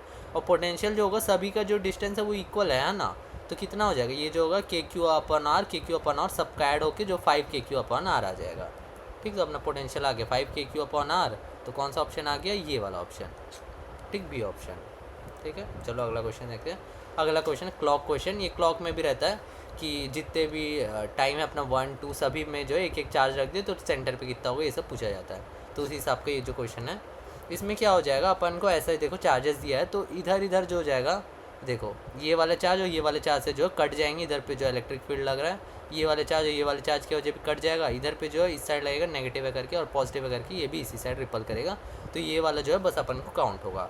तो वही जो है 2e के इक्वल है उसको निकाल लो, तो अपना जो इलेक्ट्रिक फील्ड आ जाएगा, जब अपन कंपोनेंट लेंगे तो ई जे माइनस √3 EI, ये देखो 30 डिग्री का है ये, और ई अपना क्या है KQ अपन R स्क्वायर से निकालते हैं, तो Q अपन 4πε0R। जब अपन इसको सॉल्व करेंगे तो अपना आंसर आ जाएगा ये। ठीक, चलो अगला क्वेश्चन देखते हैं। अगला क्वेश्चन है बॉब वाले क्वेश्चन। बॉब वाले क्वेश्चन देखो कैसे सॉल्व करते हैं। Simple pendulum has a Bob of mass m and charge q, the pendulum string has negligible mass when a uniform and horizontal electric field is applied. इधर क्या बोल रहे हैं, एक स्ट्रिंग से एक बॉब लटका, इधर पे क्या अपन एक इलेक्ट्रिक फील्ड दे रहे हैं, तो उसकी वजह से क्या फोर्स लगेगा, QE का फोर्स लगेगा और एक नीचे mg का लगेगा। अपन को निकालना क्या है, the final tension in the string. जब वो पेंडुलम इक्विलिब्रियम पे होगा तो इस एक पोजीशन पे आके जो पेंडुलम है वो इक्विलिब्रियम पे आ जाएगा। अब अपन को टेंशन निकालना है, टेंशन क्या होगा, इधर पे जो फोर्स लग रहा है उसकी इक्वल, तो ये फोर्स कैसे आएगा, इन दोनों का रिजल्टेंट से, इन दोनों का रिजल्टेंट जो होगा वही टेंशन की इक्वल आ जाएगा। ठीक, m² g² plus q² e² का जो रूट। ठीक, चलो अगला क्वेश्चन देखते हैं। अगला क्वेश्चन आ गया इलेक्ट्रिक पोटेंशियल का। इलेक्ट्रिक पोटेंशियल कैसे निकालते हैं अपन, इलेक्ट्रिक फील्ड इन रीजन अपन को ये दिया है, ए का जो है 10 वैल्यू दी और बी जो है 5 दिया। If electric potential at the point 10,20 is 500, then electric potential at origin कितना होगा। अपन इसको कैसे निकालेंगे, इलेक्ट्रिक फील्ड इतना दिया, उससे अपन पोटेंशियल कैसे निकालते हैं, ये वाले फॉर्मूला से। और ये डी आर क्या होता है, अपन को XY प्लेन दिया तो DXI प्लस DYJ, अपन इन दोनों का डॉट प्रोडक्ट ले लेते हैं तो कितना आ जाएगा 10x dx प्लस 5y/dy। दोनों का अब अलग कर लो और फिर अपन का पोजीशन कहाँ से कहाँ तक है, ओरिजिन से लेके 10 और 20। ठीक, तो 0 से 10 पुट कर लो, इधर 0 से 20। जब अपन V फाइनल जो हो गया 500 है, V फाइनल कितना 500, V इनिशियल अपन को निकालना है इलेक्ट्रिक ओरिजिन पे। जब अपन सॉल्व करेंगे तो अपना आंसर आ जाएगा 2000। ठीक है, चलो अगला क्वेश्चन देखते हैं। इसमें क्या बोल रहा है, 2 शॉर्ट डाइपोल्स A और B जो है 2 शॉर्ट डाइपोल्स है। ठीक है, तो देखो क्या बोल रहा है, अपन को 2 डाइपोल दिया है, तो अपन को देखो जो A डाइपोल का जो अपन को चार्ज दिया है वो 2 माइक्रोकूलम और B डाइपोल का जो 4 माइक्रोकूलम। A जो है 1 सेंटीमीटर लेंथ का, जो डिस्टेंस है दोनों के बीच का जो 80 सेंटीमीटर। अपन को क्या बोल रहा है, P पॉइंट पे अपन को इलेक्ट्रिक फील्ड निकालने बोल रहा है। जो P है वो सेंटर पे इक्वी डिस्टेंट है दोनों से, तो मतलब 40 सेंटीमीटर पे होगा। अब अपन को जो इलेक्ट्रिक फील्ड P पे निकालने के लिए सबसे पहले A भी इधर पे इलेक्ट्रिक फील्ड लगाएगा और B भी लगाएगा। A कैसे लगाएगा, A का जो ये एक्सियल पोजीशन है, एक्सियल पोजीशन पे जो होता है इधर पे लगेगा ये, और इधर पे जो B के लिए जो है इक्वेटोरियल पोजीशन, इक्वेटोरियल पोजीशन पे जो कैसे लगता है, ये परपेंडिकुलर डायरेक्शन लगता है, तो इस साइड जो लगेगा EB। और फॉर्मूला क्या होगा, EB का जो होगा PB K अपॉन RQ, और इसका EA का जो है 2PA K अपॉन RQ। और अब अपन PB और PA के बीच में अपन देखते हैं PB PA कैसा है करके। PA का अपन जब रिलेशन निकालेंगे तो PA क्या होता है, Q इंटू जो है उसका सेपरेशन, मतलब उसका जो डिस्टेंस है, तो Q कितना है सबसे पहले 2 × 10⁻⁻⁶। ठीक है, और फिर उसका डिस्टेंस कितना, डिस्टेंस है 1 सेंटीमीटर, मतलब 10⁻⁻², तो वो कितना आ गया 2 × 10⁻⁸। अपन इसका अपन जब डाइपोल निकालते हैं डाइपोल मूवमेंट, तो ये कितना निकल जाएगा 4 × 10⁻⁻6 × 10⁻²। इसका कितना निकल गया 4 × 10⁻⁻। जब अपन देखेंगे तो ये P0 है और ये 2P0। जब अपन इसे पुट करेंगे तो अपन को क्या देखने को मिल रहा है, दोनों इक्वल आ गए। अपन दोनों इक्वल आ गए तो इसका जो इलेक्ट्रिक फील्ड लगेगा रिजल्टेंट पे लगेगा। रिजल्टेंट कितना होगा √2 × इतना, और जब वैल्यूज पुट करेंगे तो अपना आंसर आ जाएगा इतना। ठीक, तो ऐसे अपन जो इसको सॉल्व कर लिए। चलो अगला क्वेश्चन देखते हैं। तो अगला अपना टॉपिक है वर्क डन। तो मतलब इलेक्ट्रोस्टैटिक्स में जो वर्क डन का कॉन्सेप्ट कैसे यूज़ होता है उससे अपन देखते हैं इससे। तो अपन को क्या बोल रहे हैं, 2 पॉइंट चार्जेस, 1 नैनोकूलम है 2 नैनोकूलम। तो अपन को 2 कॉर्नर पे 2 चार्ज रखा हुआ है 10 नैनोकूलम और फिर जो 2 नैनोकूलम का, और एक 3 नैनोकूलम का जो चार्ज है इन्फिनिटी से ला रहे हैं तीसरे कॉर्नर पे, उधर पे अपन जो पुट करेंगे तो अपन का जो वर्क कितना लगेगा इतने में। तो अपन का जो उसके कैसे निकालते हैं, U final minus U initial, potential energy initial कितना होगा, ये जो है इन्फिनिटी पे, तो इसका जो है कोई रिलेशन नहीं होगा। ये दोनों का जो होगा पोटेंशियल एनर्जी होगा, लेकिन ये जो है बाद में भी होगा, U फाइनल में भी जो होगा सेम टू सेम फिर इसका लगेगा, तो दोनों कट जाएंगे माइनस में ना, तो दोनों माइनस हो जाएंगे, तो इसको अपन नहीं लिखेंगे। तो U इनिशियल जो हो गया वो 0 के इक्वल हो गया समझो, और U फाइनल में जो हो गया इसके द्वारा और इन दोनों के से होगा। ठीक है, और U फाइनल में जो होगा इसका और इसका दोनों का होगा। तो कैसे निकालते हैं अपन, Q अपॉन R। Q कितना आगे, इसका इतना आगे, इसका Q इतना, और R क्या है अपन का जो दिया हुआ है 3 × 10⁻²। दोनों का अपन पोटेंशियल एनर्जी लिख लिया। जब अपन लिख के सॉल्व करेंगे तो 2.72 माइक्रो जूल आ जाएगा। ठीक, चलो अब अगला क्वेश्चन देखते हैं। चलो अब देखते हैं अपन डाइपोल मोमेंट क्वेश्चन। तो ये वाला जो क्वेश्चन था ये बहुत ही न्यू है, क्योंकि अपन को पहले क्या होता है, डाइपोल मतलब जो होता है अपन को एक कंबाइंड सिस्टम होता है पॉजिटिव और नेगेटिव मास का, अपन जितना समझते हैं। तो इसमें जो सिंगल चार्जेस दिया, सिंगल चार्जेस का जो अपन को डाइपोल मोमेंट निकालने बोला है, तो इसको जो अपन कैसे, तो ये न्यू कॉन्सेप्ट है। इसमें जो फॉर्मूला यूज़ होता है वो ये होता है Q × R कैप। ठीक है। तो ये वाला जो एपी रिटर्न फिर पूछा जा सकता है, ये नया फार्मूला है। तो इसमें जो फार्मूला यूज़ होता है वो ये है Q इंटू आर कैप। तो इसको अपन कैसे सॉल्व करेंगे, तो अपन को 3 चार्जेस दिए हैं जो इस पोजीशन पे रखे गए हैं, -2a, 0, 2a, 0 और 0, -3a। अब इसके द्वारा अपन को ओरिजिन पे जो डाइपोल मोमेंट निकालना है वो कैसे निकालेंगे अपन, ये -4q इंटू 2 -2a आई कैप और 3q इंटू -2a आई कैप और 2q into 3a -j cap. तो ऐसे जो है अपन इसको डाइपोल मोमेंट सॉल्व कर सकते हैं। ठीक, तो इस हिसाब से अपन का एक ऑप्शन आ जाएगा। तो ये वाला फार्मूला अपन को इसमें यूज़ करना है। तो एपी रिटर्न में फिर से ज़रूर पूछा जाएगा ये जो नया कॉन्सेप्ट है, ठीक है, क्योंकि जब भी नया कॉन्सेप्ट इंड्यूस होता है उसके बाद से जो वो एनटीए पूछना उसको शुरू कर देता है। ठीक, तो इसको ज़रूर अच्छे से देख लेना। चलो अब अगला देखते हैं अपन। अगला टॉपिक है कंसेंट्रिक शेल्स का। कंसेंट्रिक शेल्स का भी हर साल जो है कुछ ना कुछ क्वेश्चन आते ही रहते हैं। तो potential of the sphere A B C respectively यार अपन को पूछा 3 कंसेंट्रिक शेल दिए हैं ए बी सी, एक का चार्ज Q1, दूसरे का Q2, तीसरे का Q3, एक का रेडियस ए, फिर बी और सी है। तो अपन को वी ए क्या हो जाएगा, इसके ऊपर पोटेंशियल कितना होगा, पोटेंशियल जो होगा सबसे पहले इसके वजह से जो होगा ये अंदर वाले की वजह KQ1/A ही होगा, और इसके वजह से कितना होगा, ये वाले शेल के लिए ये अंदर है, मतलब अंदर जो है अंदर क्या होता है, पोटेंशियल कांस्टेंट होता है KQ2/B होता है। ठीक है, तो KQ2/B हो जाएगा, और फिर सी के वजह भी KQ3/C हो जाएगा। जब अपन K कॉमन लेंगे तो अपना आंसर जो आ जाएगा ये आ जाएगा। अब बी के लिए जब अपन निकालेंगे, बी के लिए जब निकालेंगे सबसे पहले ए से निकालेंगे। ए के लिए जो है ये बी शेल जो है बाहर पे है, तो बाहर पे कैसे निकालते हैं, ये जो होता है KQ1 ये जो डिस्टेंस है इसके सेंटर से उसके शेल तक जो डिस्टेंस बी है, तो उसी को अपन निकाल देते हैं, KQ1/B लिख देते हैं, प्लस जो होगा इसके वजह से KQ2/B और इसके वजह से जो होगा KQ3/C। ऐसे जो अपन इसको तीनों को लिख लिए। अब सी के लिए क्या होगा, सबसे Q1 के वजह भी KQ/C, और फिर Q2 से भी KQ2/C, और फिर Q3 से भी KQ3/C। तो इस हिसाब से अपन जो इसको लिखते हैं और सॉल्व कर देते हैं। ठीक, चलो अब अगला क्वेश्चन देखते हैं। अगला अपना डाइलेक्ट्रिक इन कैपेसिटर। जब अपन कैपेसिटर इन डाइलेक्ट्रिक होता है कैसे सॉल्व करते हैं, तो इसमें क्या करते हैं अपन, इसको क्या है कि 2 पार्ट में ब्रेक कर लेते हैं। 2 पार्ट में ब्रेक करने से क्या होगा, इसमें जो अपन इस एक ऐसे कैपेसिटर के फॉर्म में इसको जो अपन लिख सकते हैं, 2 ऊपर और 2 नीचे। ठीक है, और फिर ये अपन को 2C कैसे लिखें, देखो C जो होता है A/0 D होता है, ये जो है अपन का C1 के इक्वल है, समझो है ना। तो C1 क्या होगा, ये जो K1/0 K1 इंटू A/2 और फिर D/2 जो हो जाएगा, ऐसे लिखेगा A/2 ε0/D/2। अब जब अपन इसको सॉल्व करेंगे तो 2 और 2 कट जाएगा, और ये जो आ जाएगा A/0/D आ जाएगा। इसके जगह जो अपन जो ओरिजिनल कैपेसिटेंस उसको लिख लेंगे, तो ये कितना आ गया K1C। अब डाइलेक्ट्रिक का अपन को वैल्यू जो दिया उसको इधर पुट कर लो, K1 क्या है 2 है, तो ये कितने के C1 जो कितने के इक्वल आ गए 2C के इक्वल। अब उसी को इधर पुट कर लो, ऐसे 2C 5C 2C 3C ऐसे अपन बना लिए। और जब अपन सॉल्व करेंगे इतना आ जाएगा, ये जो सीरीज़ में था करके इतना, और ये भी सीरीज़ में था करके ये 6C/5, और ये दोनों पैरेलल में। तो जब अपन इसको सॉल्व करेंगे तो अपना आंसर आ जाएगा इतना। ठीक है, इस हिसाब से अपन जो आंसर टिक कर सकते हैं। ठीक, चलो अगला क्वेश्चन देखते हैं। अगला भी सेम डाइलेक्ट्रिक का वाला ही क्वेश्चन है। इसमें भी देखो फर्स्ट वाले में अपन दोनों को अलग अलग ब्रेक कर लेंगे। ठीक, दोनों को अलग अलग ब्रेक करके जब अपन लिखेंगे, और K1 और K2 का अपन वैल्यू जो है इसमें मान लेते हैं अपन, K1 K2 का वैल्यू जो है इसमें दिया नहीं है, लेकिन अपन को क्या है कि सिर्फ अपन रेशियो मतलब निकालना, मतलब कौन सा ज़्यादा होगा कौन सा कम, तो अपन कुछ भी अपन खुद से मान लेते हैं K1 K2 का वैल्यू, उसे अपन पुट करके जब निकालेंगे तो C जो आ जाएगा वो इतना आ जाएगा। ठीक है, C 10C/3। और इसमें भी अपन क्या है कि K2 जो है इसमें चेंज हो रहा है, देखो इधर पे क्या K2 है इधर पे, तो इसको अब K2 को अलग अलग कर लो ऐसे ऐसे करके। अब इसको एक कैपेसिटर लिख लो और K1 K2 का वैल्यू इधर लगा लो, तो फिर इधर कितना आ जाएगा 7C/3। और इसमें जब अपन सॉल्व करेंगे इसमें आ जाएगा 8C/3। अब तीनों के वैल्यूज़ को तुम कंपेयर करके देखो कौन सा आंसर आ रहा है, तीनों में जो भी बड़ा वैल्यू आएगा उस हिसाब से उसको जो है तुम टिक कर सकते हो। ठीक है, तो चलो अब अगला क्वेश्चन देखते हैं। अगला क्वेश्चन बोल रहे हैं ये भी कैपेसिटर वाला ही है, इसमें भी डाइलेक्ट्रिक वाला ही यूज़ हो रहा है। तो इतना है, is 5 mm charge by battery on introducing a mica sheet of 2 mm and maintaining the connections of the terminal with battery, it is found that it draws 25% more charge than the dielectric constant of Mika.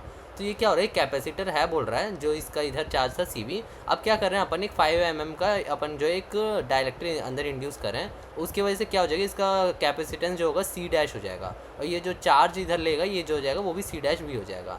ये जो charge है बोल रहा है वो 25% मोर है बोल रहा है, 25% मोर देन द इधर, तो C' भी जो हो जाएगा CV प्लस CV/4, 25%, 25/100 कितना होता है 1/4, तो इसलिए अपन जो है CV/4 लिख लिए। अब अपन जो है CV का अपन ये वैल्यू निकल गया, ठीक है ना, कैपेसिटेंस का इधर वैल्यू निकल जाएगा। कैपेसिटेंस का वैल्यू निकलने के बाद उसको अपन इसके इक्वल कर सकते हैं A/0/D-T+T/K, जो अपना फॉर्मूला रहता है। ठीक है, K क्या हो जाएगा, इधर जो अपन को डायरेक्ट कांस्टेंट अपन को वही निकालना है K। ठीक है, तो K अपन जब सॉल्व करेंगे तो अपना आंसर आ जाएगा 2। ठीक, इस हिसाब से अपन इसको सॉल्व करते हैं। चलो अगला क्वेश्चन देखते हैं। तो चलो अगला टॉपिक है चार्ज शेयरिंग का। चलो इसको सॉल्व करके देखते हैं अपन। इसमें क्या बोल रहा है, capacitor P with capacitance is fully charge with potential difference of 6 and disconnected from the battery. The charge capacitor P is connected across another capacitance with 20 × 10⁻⁻⁶। तो इसमें क्या है कि अपन जो है इसको चार्ज कर दिए और उसके बाद क्या है कि अपन दूसरे कैपेसिटर के साथ इसको कनेक्ट कर दिए जो 20 फैरेड के इक्वल है, 20 माइक्रोफैरेड। तो जब कनेक्ट कर दिया, अब क्या होगा, इधर जो वोल्टेज डिफरेंस अलग अलग है, तो जब वोल्टेज को जो कांस्टेंट होना पड़ेगा, मतलब दोनों साइड सेम होने के लिए जो है इधर चार्ज शेयरिंग होगा। चार्ज शेयरिंग होने के बाद जो इधर C1 बन जाएगा और इधर C2। तो कितना चार्ज शेयर होगा वो, तो कैसे होगा, इधर जो है V था, इधर जो था 6 था और C पूरा टोटल चार्ज इसी के ऊपर था। तो इधर पर सिर्फ एक ही कैपेसिटर लेंगे तो 10 वाला। अगला क्या हो जाएगा, इधर पे जो है इधर दोनों में डिस्ट्रीब्यूट हो गया तो दोनों C1 + C2 करना पड़ेगा। तो 10 + 20 30 × 10⁻⁻⁶। और इधर जो V0 का वोल्टेज है तो V0 पोटेंशियल डिफरेंस है तो 2 आ गया V0। अब अपन इधर Q कैसे निकालेंगे, Q निकालेंगे CV से। तो ये वाला देख लो कोई सा भी, इधर पे देखो 20 × 10⁻⁻⁶ × 2 कर दो तो इससे आ गया 40 × 10⁻⁻⁶। तो अपन को जो अल्फ़ा का वैल्यू निकालना था, अल्फ़ा का वैल्यू क्या हो जाएगा, अल्फ़ा जो हो जाएगा 4 हो जाएगा। ठीक है, चलो नेक्स्ट क्वेश्चन देखते हैं। नेक्स्ट क्वेश्चन क्या है, सर्किट एंड स्टडी स्टेट और t = 0 वाले क्वेश्चन जो रहते हैं। तो मतलब जो कैपेसिटर जो होता है वो स्टडी स्टेट में ऐसे बिहेव करता है। ठीक है, जो ऐसे होता है ये ओपन वायर की तरह बिहेव करता है। तो उसी चीज़ को यूज़ करके ये जो क्वेश्चन बनाया जाता है। तो जब स्टडी स्टेट में पूछा जा रहा है, इसमें देखो इधर पूछा भी जा रहा है स्टडी स्टेट करके, तो ये जो हो जाएगा अपन इस वायर को हटा देंगे। ये देखो इधर मिटा दिए। अब अपन का कैसा वायर बन जाएगा, ऐसे बन जाएगा। ठीक है, अब इसको कैसे सॉल्व करेंगे अपन इस सर्किट को, ये देखो ये दोनों जो है सीरीज़ में, तो ये कैसे हो जाएगा, ये 8 ओम हो जाएगा। ठीक है, अब ये 8 ओम और ये 8 ओम जो है पैरेलल में है।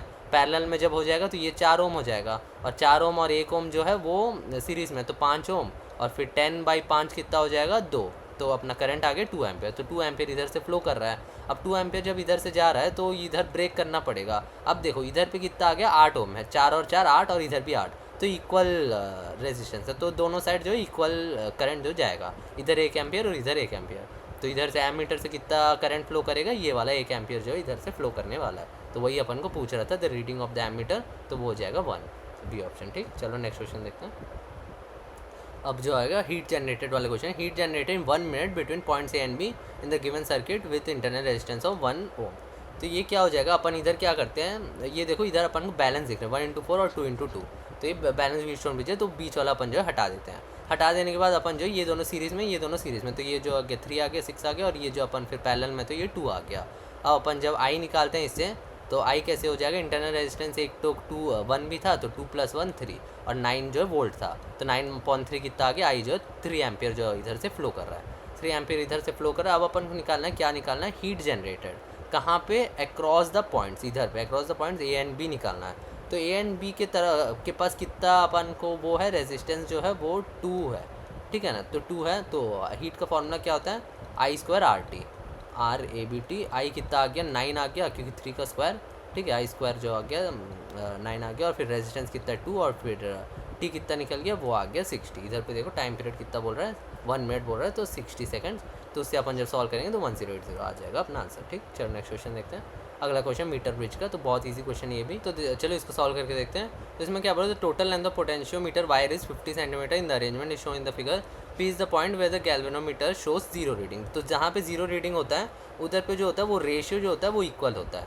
ठीक है, तो अपन क्या करेंगे, इधर जो 6/4 = x/50 - x, तो ये दोनों रेशियो जो इक्वल होगा तो उसे अपन सॉल्व करके निकालेंगे जो है, तो 30 सेंटीमीटर आ जाएगा। ठीक, चलो नेक्स्ट क्वेश्चन देखते हैं। तो देखो ये सब टॉपिक्स जो अपन आज कवर कर रहे हैं, तो टोटल तुम इजीली मान सकते हो 40+ मार्क्स, ये सब अगर टॉपिक्स तुम कवर कर लोगे तो। ठीक, चलो देखते हैं अपन।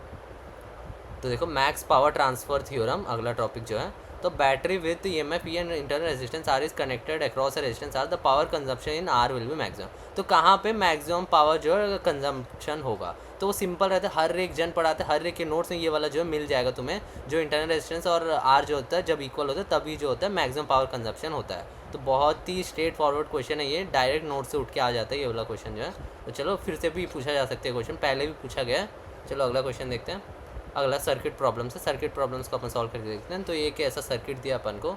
ठीक है, तो अपन इसको क्या है कि the 2 known resistance of R and 2R, R and unknown resistance X are connected in a circuit, the equivalent resistance between A and B। तो जब इक्विवेलेंट रेजिस्टेंस देखा गया वो है X ओम, तो सॉल्व करने के बाद जो है वो X ही निकल के आ रहा है, ये जो अननोन रेजिस्टेंस की इक्वल ही निकल के आ रहा है। तो वैल्यू ऑफ X कितना होगा, तो जब अपन सॉल्व करेंगे तो X के इक्वल निकल के आ रहा है। ये देखो ये दोनों जो है सीरीज़ में, तो ये क्या हो जाएगा 2R + X, अब और ये 2r प्लस एक्स और ये r जो है पैरेलल में है, तो वो कैसे होगा 2r plus x into R upon 2r plus x plus R. जब अपन इसको सॉल्व करेंगे तो अपना आंसर आ जाएगा इतना, x equal to R root 3 minus 1। ठीक है, इसका एक क्वाड्रेटिक इक्वेशन बनेगा जब सॉल्व करेंगे। इधर पे जो आएगा ना क्वाड्रेटिक इक्वेशन, तो पॉजिटिव और नेगेटिव दो टर्म बनता है ना, तो रेजिस्टेंस जो होता है वो कभी नेगेटिव नहीं हो सकता। ठीक है, तो नेगेटिव नहीं हो सकता करके जो पॉजिटिव वाला वो ले लेंगे अपन, उससे अपन का जो है एक्स का एक ही वैल्यू निकल के आएगा आर रूट 3 माइनस 1। ठीक, चलो नेक्स्ट क्वेश्चन देखते हैं।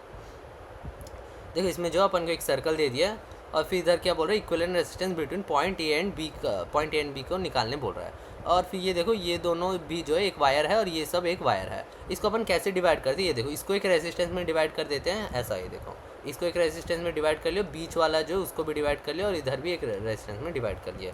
ठीक है, इस हिसाब से अपन डिवाइड करते हैं। ये जो है यूनिफॉर्म रेजिस्टेंस है बोल रहा है हर जगह लैम्डा, तो रेजिस्टेंस निकालने के लिए अपन क्या करेंगे, लेंथ इंटू लैम्डा कर देंगे।